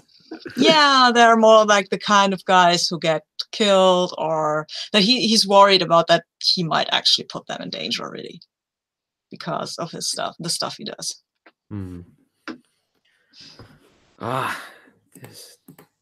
Wish we had more than 4 sessions. Sorry, definitely. Yeah. Do we only have 4 sessions? No. I know. I'm definitely bringing back this playset, this school, in the future. Well, the thing is, I finished running masks in April. Like that, no more playsets. I need a break. Oh, okay. Yeah, sure. Like, there's one more playset, but I don't think it works for the Gauntlet because it needs more than 4 sessions. It's this playset called the Suits. Basically, it's a shadow war against these like extra dimensional beings who are slowly trying to infiltrate Aegis. You're fighting for the soul of this agency, and it's all about knowing who to trust and trying to protect your allies. There's a relationship web. It's mad. Yeah, but I don't know if it works you need more than 4 sessions for that. I'm definitely bringing back.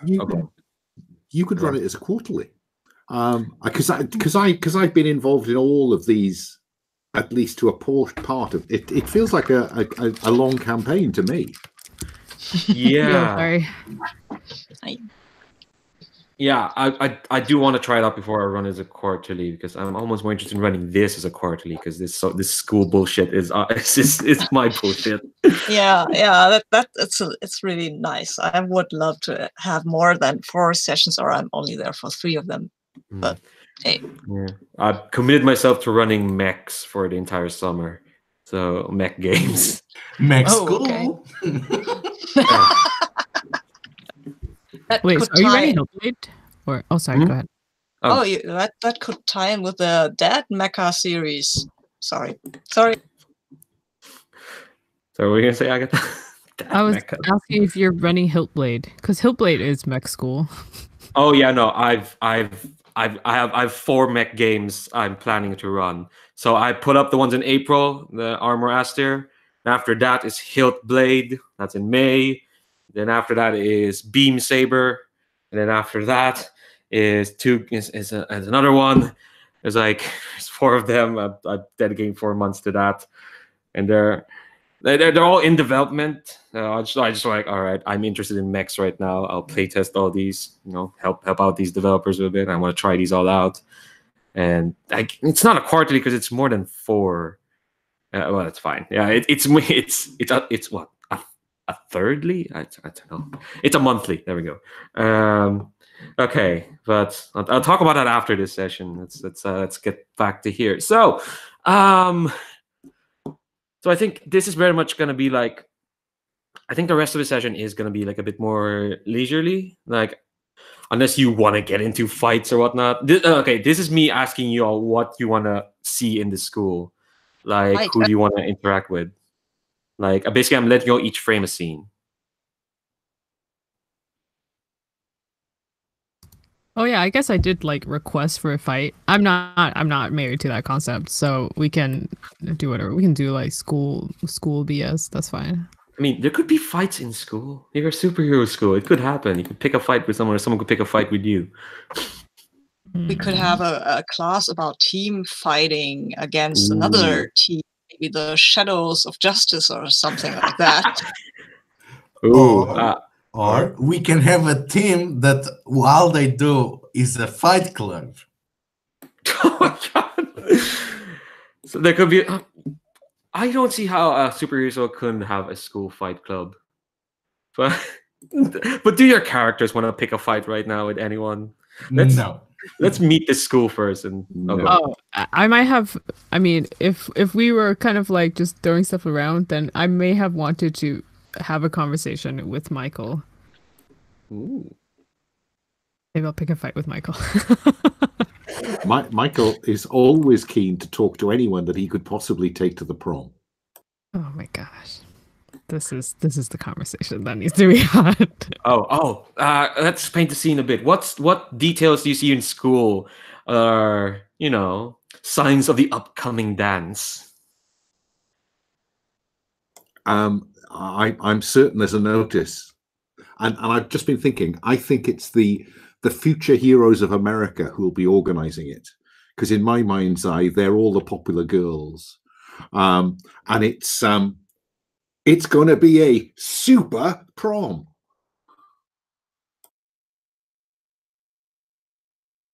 I don't even know what to say. That all the popular girls plus a dad pun.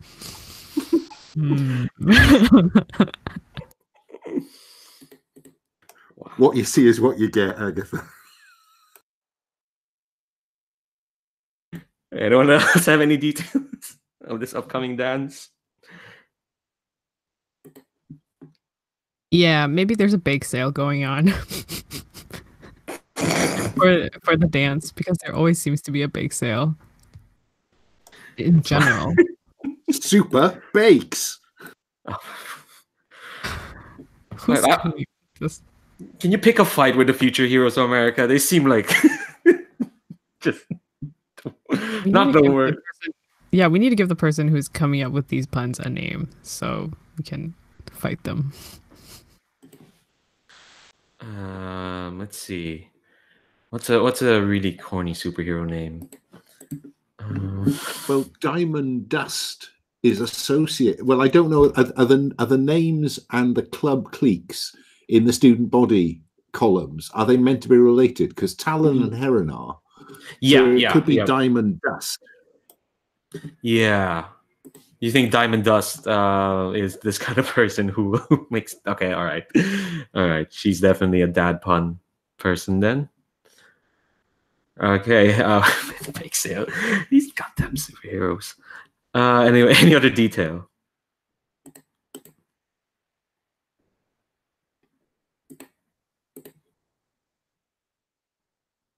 All right. All right. Let's just say there's a dance coming, and I mean, it's easier if you put people on the spot. okay. All right. Fair enough. All right. Let's have this chat with Glow Train, with Enid and Michael. Then, while we think about that. So, where are you all talking? Do you all have like a room to newspaper? I don't know. It'll be one of the English classrooms, won't it? Yeah, either that or one of the computer labs. I should remember this. I used to be in a college newspaper. Yeah, the computer labs. Maybe it's one of those rooms that got a bit damaged during the whole fighty thing. and we have just appropriated it for our purposes because nobody else seems to want it, and now it's ours. And there are, of course, graffitis on the wall. Graffitis. That sounds perfectly anti-establishment. So I guess that's where we are. Michael, can we like talk for a second? Oh yes, of course. Okay. Of course. Like, do we have a problem? I don't think so. Okay, then why? Like, why were you getting in my way when I was trying to talk to Mr. Wyatt? Oh, if his nanites could do blush, then I think blush would be happening. I just knew that you got into detention and got into trouble because of him, and I just thought I'd try and. No, it's not because of him. It was because I tried to kiss him. It's not his fault. Oh, so you like him? I think so. But he's a teacher. Yes. Isn't that against the rules? Is it? I think so. Well, I guess so, because I was in detention, but no. Well, I can't stop it. I mean, I hadn't planned to upset you or anything. I just thought I was being helpful. By stopping me? Well, I thought you were about to do something silly. Like what? Try to kiss the teacher? Again. You know, one detention, second detention, you'd be suspended or something. I feel like you're judging me. I was just trying to be helpful. Let me see what I can do. Maybe I want to provoke you with my -2 superior. Yeah. I think I want to do that. So what is it you want me to do then? Just I want not you be a to- friend. No, I think outside of the game, like on a meta level, I want you to reveal your actual feelings. In the game, I think I'm just like, I don't know, being a confrontational kid.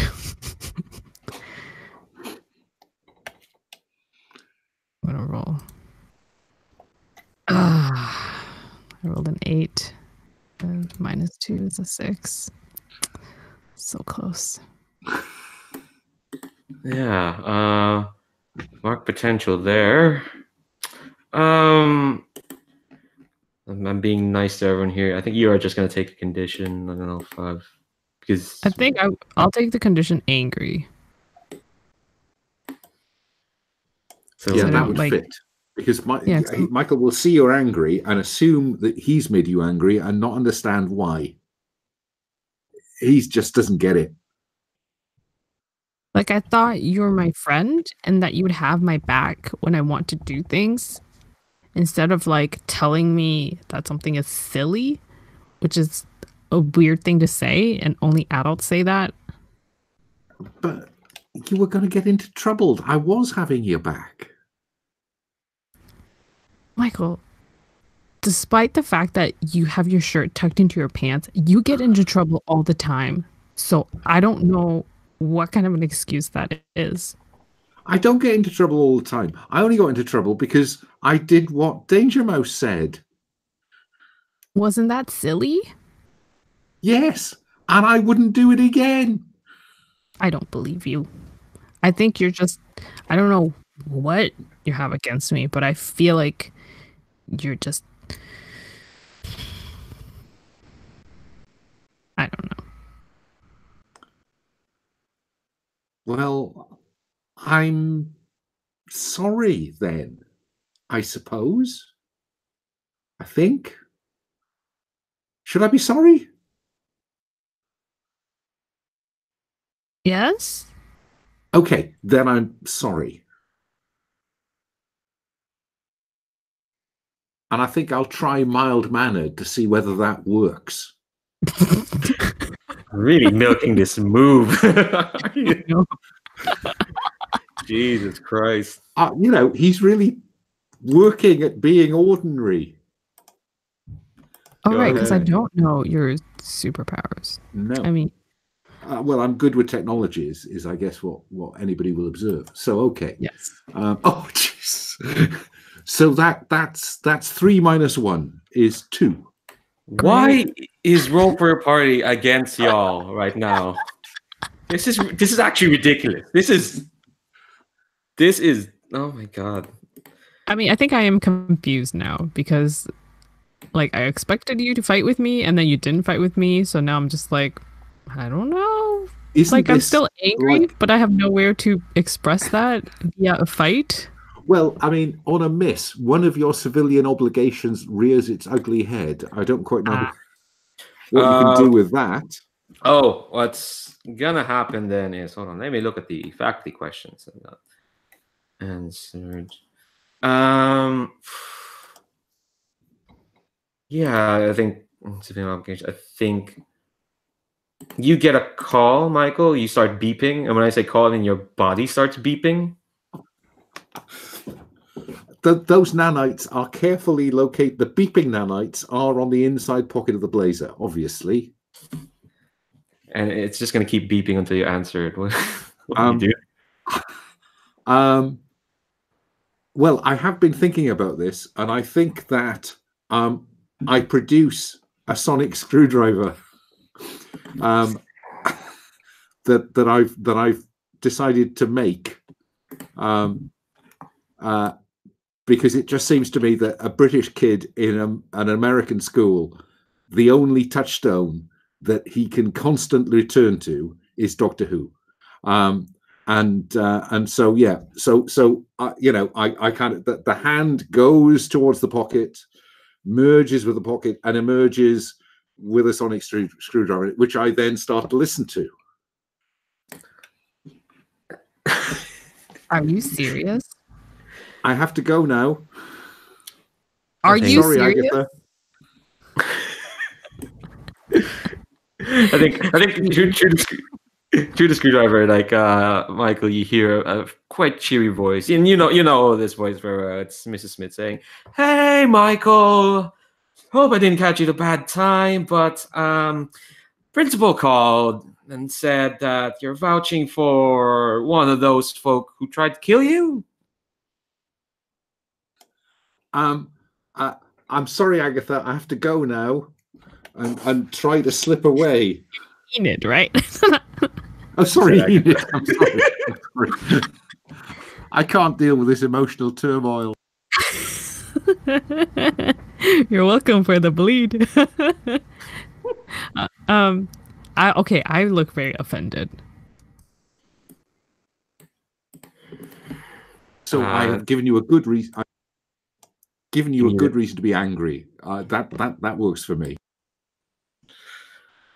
I think I'm gonna leave you in a cliffhanger there, Glowchain. As Michael leaves, you're gonna hear a voice going, "You know, I can feel you from wherever in this city, right? You're broadcasting really hard."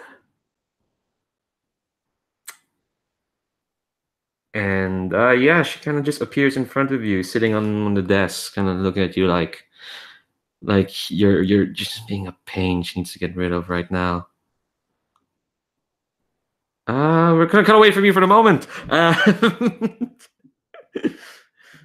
All right, Danger Mouse, what are you up to? I'm torn between talking to Michael and picking a fight, but maybe I can combine these two and try to get Michael to pick a fight. Come with me, pick a fight with Talon or someone. So I'll go and talk to Michael. If I Michael's can- busy right now. He's talking to Mrs. he's Smith. Mr. Smith. I think I think while you're looking for around, I think you kind of run into who do you want to run into? If I can find him, I might run into Kasey. Then I'll talk to Kasey. She seems like somebody who I might maybe convince go to a fight with me. I don't know. I'll talk to Kasey. So if I see her, I say, "Hey, Kasey, have you seen Michael?" What's Kasey up to right now? So after the group separating in half, and after they went into our newspaper place, Cassie went to the bulletin board, in which they have all this organization going on, tasks that need to be done for the dance.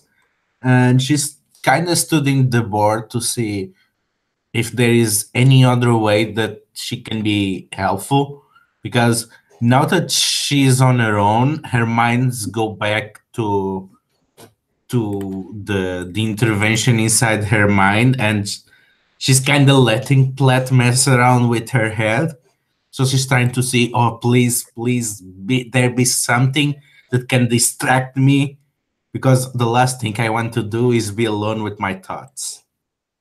Oh, there's so many things on the bulletin board. You know, school dance is happening. The Alchemical Society of Secret Magics are looking for more rare illegal tomes. If you spot one, please contact Screech. I've lost my trans-dimensional bike. Please help. You know, let's go bungee jumping into the interdimensional rift that's swallowing up the gym. Trust us, it's all good. But I think if you want something specific, I think I'll ask you to roll one of the Phoenix Academy moves. Are you putting out your ear for like school gossip, like just to distract you? Oh yes, definitely. All right, let's hope you don't fail this. Roll plus mundane.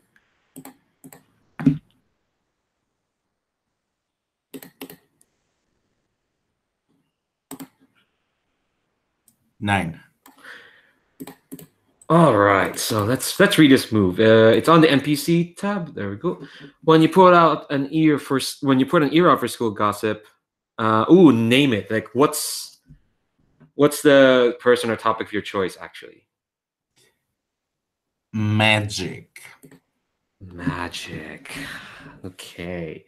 Well, I think what you know is that the Alchemical Society of Secret Magics, they aren't the real deal. There are actual magical societies in Prospect Academy that kind of traffic in when there's real stuff. But the Alchemical Society, or the Goths, as most people know them, they're not mages. They're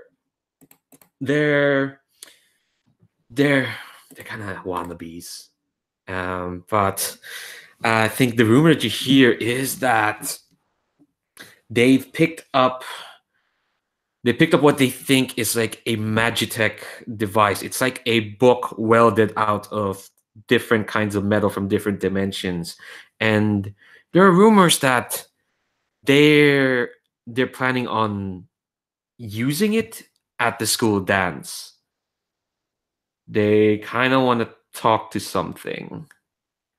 That's kind of like the big rumor in campus at the moment, involving magic. So yeah, I think you're looking through these bulletin boards. That's when Danger Mouse, when Rafael spots you. So I'll go up and say, "Hey, Kasey, what you're doing?" Hey, Rafael, do you know anyone among the gods? The goth? I don't think so. I mean, I haven't been here very long. I've Why, been overhearing things, and I think they might have gotten into possession of some of my mom's magic technology. Oh, wow. And those things are really dangerous. And they have probably no idea what they're doing. I think I should have a talk with them before they do something nasty. That's maybe a good idea. You need backup? Oh, sure, I'm always thankful to have Cool. someone on my side. Yeah, sure. Why not? Let's go, do that. Talk to them. Hey, have you been thinking about the school dance? Well, not really. I mean, I suppose it's part of performance. I mean, to play the role of the proper student. Yeah, but and she laughed. Well, you are probably too cool for that. I'm sure you are not thinking about that, Rafael. Uh, I'll not bother you with that. I don't know. I mean, it's kind of bourgeois, sure. School dance, boring, but it's kind of weird. I actually want to go. I always liked school dances. It's funny, I'm usually made a mess out of them by shouting revolutionary statements at one point, but it's good fun. Can provoke the squares. Well, I hope you have fun there. I'll probably use the opportunity to maybe do something while everyone else is busy. Oh, wow. What plans do you have? I mean, that sounds interesting. Well, not much yet. I kind of need to see how organizing labor for the recovery will go. I'm sure that will bring up plenty of opportunities for, let's say, progressive mischief. Oh, progressive mischief is kind of my thing. Well, but you say yourself you like going to the dance too much. It will be very selfish of my part to ask you of that. Oh, you should break yourself out of habits once in a while. I'm lucky to have a friend like you, Rafael. Yeah, well, I guess. So, book, magic, thingy, goth. Yeah. Do you know where they usually hang out around this time? Yeah, they're in the cellar, usually. I mean, that's what I heard, because it's dark there and they're goth, and that's where they go. Of course they are. Well, let's go. Yeah. All right. I think I definitely want to get to that because Sabine, you won't be here next week. No. Actually, let's just get to that and tie it up, and then I think we'll go to Michael, and then we'll end it off with Glow Train. Oh, you poor dear. Okay, so the cellar, it's it's not impressive. No, the door leading to it is not impressive. It is just a basement door. It's not even like you'd think it's like a cellar. It's like a big wooden rock door, But no, it's just so a bunch of stairs leading down to a room. I think there's like symbols all over the door. I think they're meant to translate, like, I don't know, trespassers beware in Satanic. That's a language. That's so the door is. What do you do? Walk in? Wow. Or? We walk in, right? Yeah. Let's just get this done with. Yeah, cause knocking is overrated anyway. Again, it's not that well. It tries to be impressive, I guess. All the chairs are kind of piled up to a corner of this class. It's a small class, not small. It's a fairly okay classroom, but all the chairs are piled up to one corner. There's a stack of books that are haphazardly piled in the other corner. They're not cataloged in any way.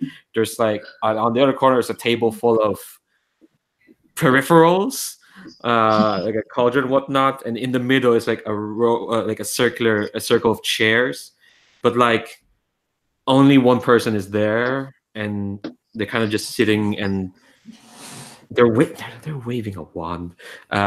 This girl, she's Kinda, I'd say she probably looks younger than y'all. She has very badly dyed black hair. She's got a hoodie on, and no, Diamond Dust isn't a goth. Right. Okay, that's a different thing happening, chat. But yeah, when you burst in, she kind of stands up, eyes wide open, eyes wide open, and just points the wand threateningly at the two of you. Oh, hey there, person. We noticed the door was open. Don't mind us. Please go ahead with your spell. Oh, you're doing a spell. Cool. She kind of rolls her eyes and starts tracing on the air, Harry Potter Chamber of Secrets style. That's a reference. And the words she kind of traces on is like, "What is thy business here?" So, what is your Hogwarts house? And she rolls her eyes again. Very funny. Incredibly funny. My sides are splitting right now. She clearly not.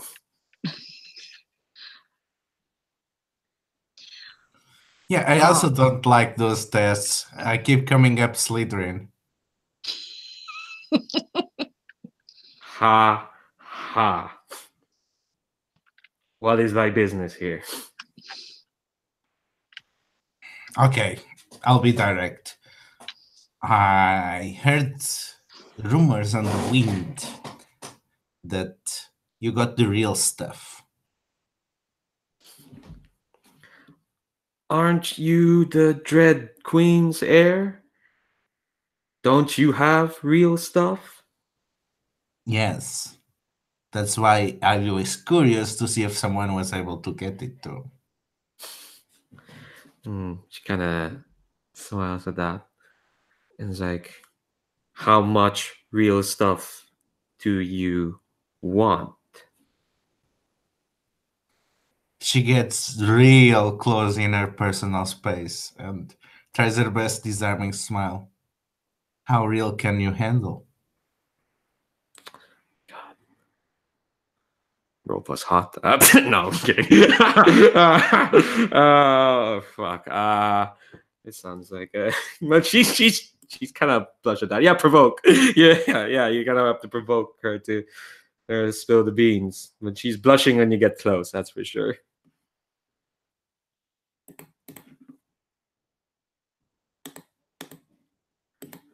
Oh, I'm surprised at how low my superior is. Oh, what happened there? 8. 8. Okay, so which one should I pick?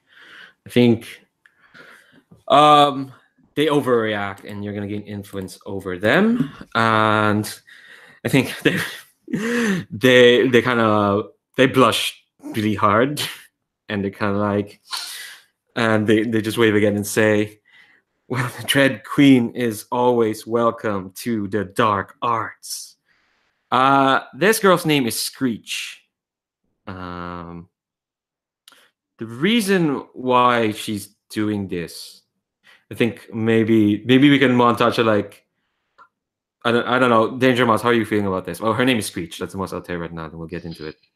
Yeah, I don't know. I'm feeling a bit like, okay, so she doesn't want me, but she wants this girl. Great. I'm feeling a bit wounded, I guess, but okay, it's kind of hard too. But I think Screech kind of waves and's like, and are you the Dread Queen's consort? me, now I'm nobody's consort. I'm Rafael Montero. Hi. I think when you actually say the name, she kind of realizes what she's doing. She's like, "Hi, my name's Screech." I take out one of my spray paint cans and I spray a bit of paint in the air, and then it forms the words "Hi, Screech." I think she kind of. I think when the more you kind of spend time with this, the more you kind of realize I think she's the only one here. I think she's the only member of this place. She kind of like realizes like, oh, the Dread Queen's paying attention to me, and this other cool person's paying attention to me, and oh, I'm the only one here. And she's kind of like, sorry about this. This wand, I kind of need this to talk. It's okay. I mean, It's kind of cool. Yeah, it's pretty cool. I think, oh my god! I think with time, I think we're gonna like. Yeah, I think you made a new friend for now. Yeah. Plotting something as Agon. Yeah. So, Screech, do you have plans for the dance? I think she kind of. Oh my god! I think she kind of misinterprets what you say, and she kind of like tells you to stand back a bit, as she kind of waves her wand, and this pedestal comes out from in the middle of the row of chairs, as it kind of forms out, and out pops up this book, and you can feel that, Kasey, it is definitely of your mother's make. This book. What's the title? Do you think? Did you see? It is Contracts and Bargains of the 7th Dimension. Oh, nice. Oh, definitely. I did think Kasey was asking her to dance, but Screech completely misinterpreted it. Is that an illusion, or is that a real book? No, that's the real deal. Okay, I take the book and I walk out. Go to your dance with her if you're so happy about that. Wait. She seems. Yeah, fuck off, Kasey. And then I slam the door. But I'm angry. Damn. And as he goes away, she's like, I was going to suggest you go with her. Wow. Yeah, right. I don't God. think I hear that right now. I'm going to do something bad. All right. And because we're near the end of the session and you're not going to be here, you're going to get away with it. Yes. So, Fine. is it okay if we go over just a little bit?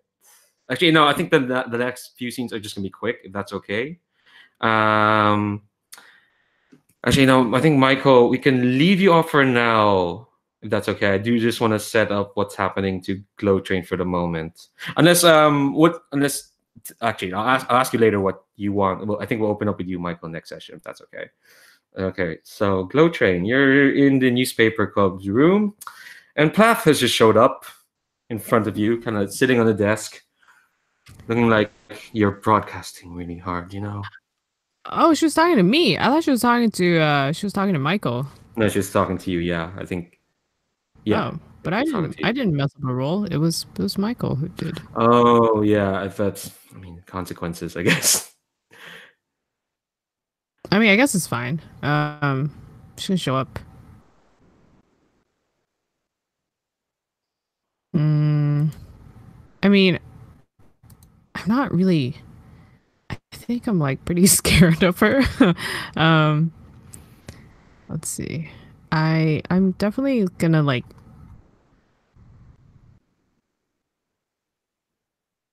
Why are you so angry? Not $1 million question.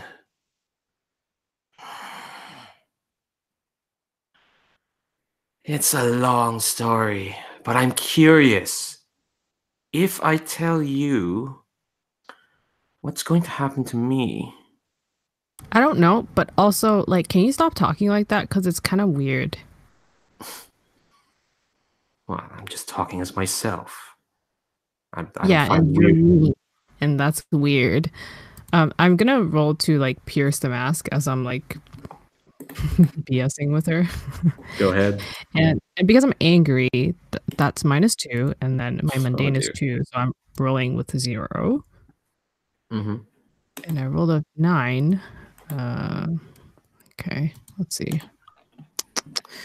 Pierce the mask on the 79 plus ask 1.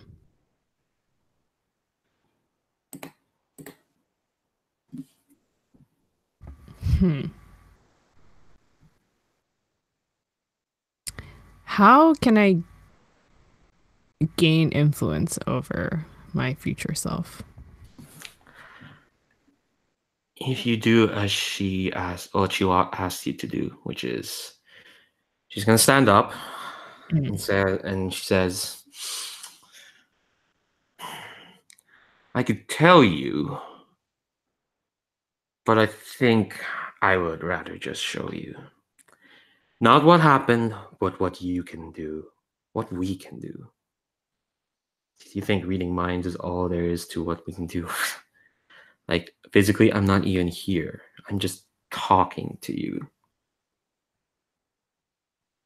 Okay. Come with me for now, you know? And you'll have what I didn't have when I was your age, which is knowing what you can do." I mean, like, is there like a portal? Like, what does this look like? She is. No, I think what's gonna happen is the first trick she's gonna show you, which lets you get out of this school unseen, is the ability to cloud people's minds around you, so that it's like a camouflage, and it's Right. kind of active in the sense that nobody's gonna know if you don't want them to. Nobody's gonna know you're there. That's how, like, I didn't mention it, but when she walked away at the start, she just disappeared. That's how she did it. She just erased herself from people's vision. Right.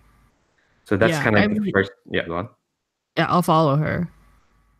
Or take that influence.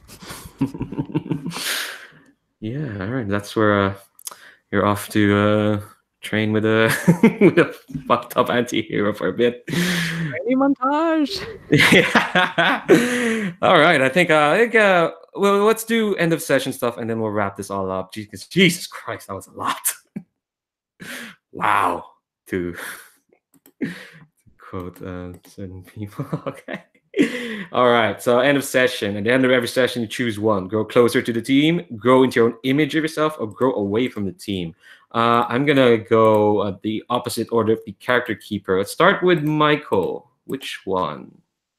I think that despite his best efforts to be ordinary, he's grown further apart. Why do you feel detached? I think that it's about Aegis and Mrs. Smith have been telling him all the time, if you could just calm down and be Michael, everything will be fine. And it hasn't been. It's really complicated being Michael. It's much more complicated being Michael than it is being Freak. Because people react to Freak in a very predictable way. But reactions to Michael are all over the shop. Okay, so take influence over you away from another character. I think, oh gosh.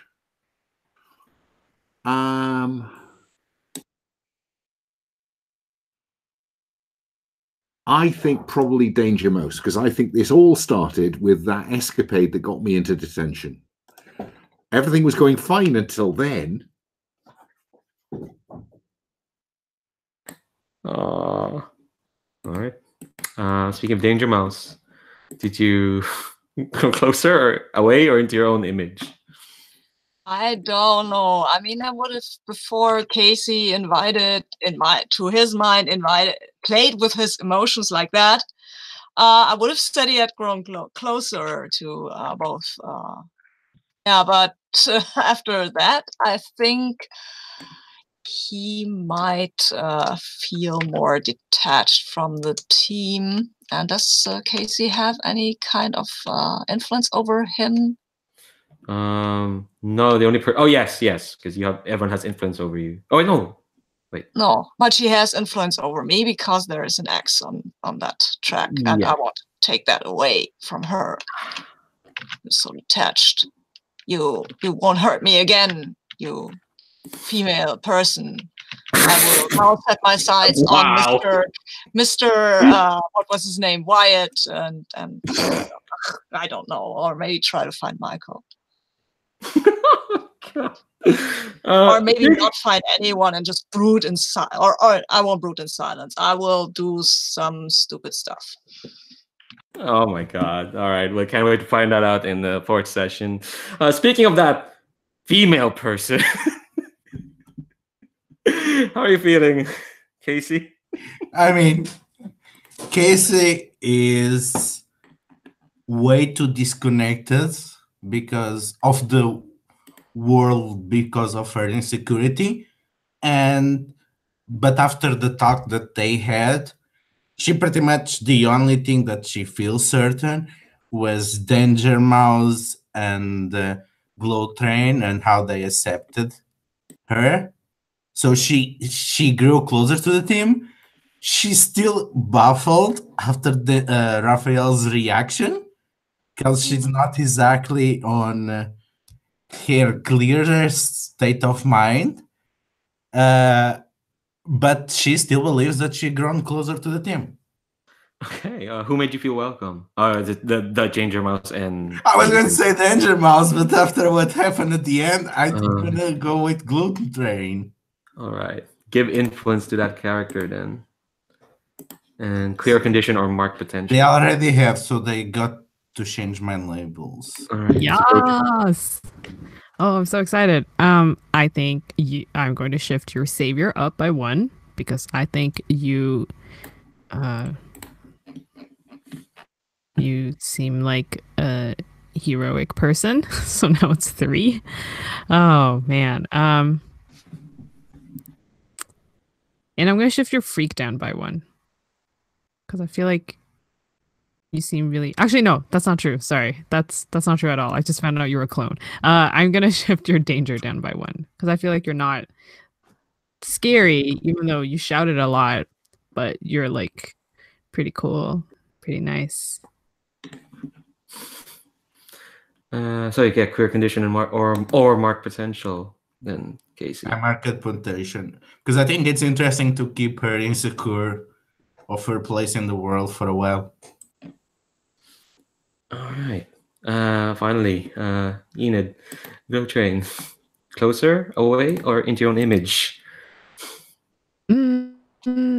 Oh, I don't know. I feel like I'm kind of split between growing closer and growing into my own image of myself.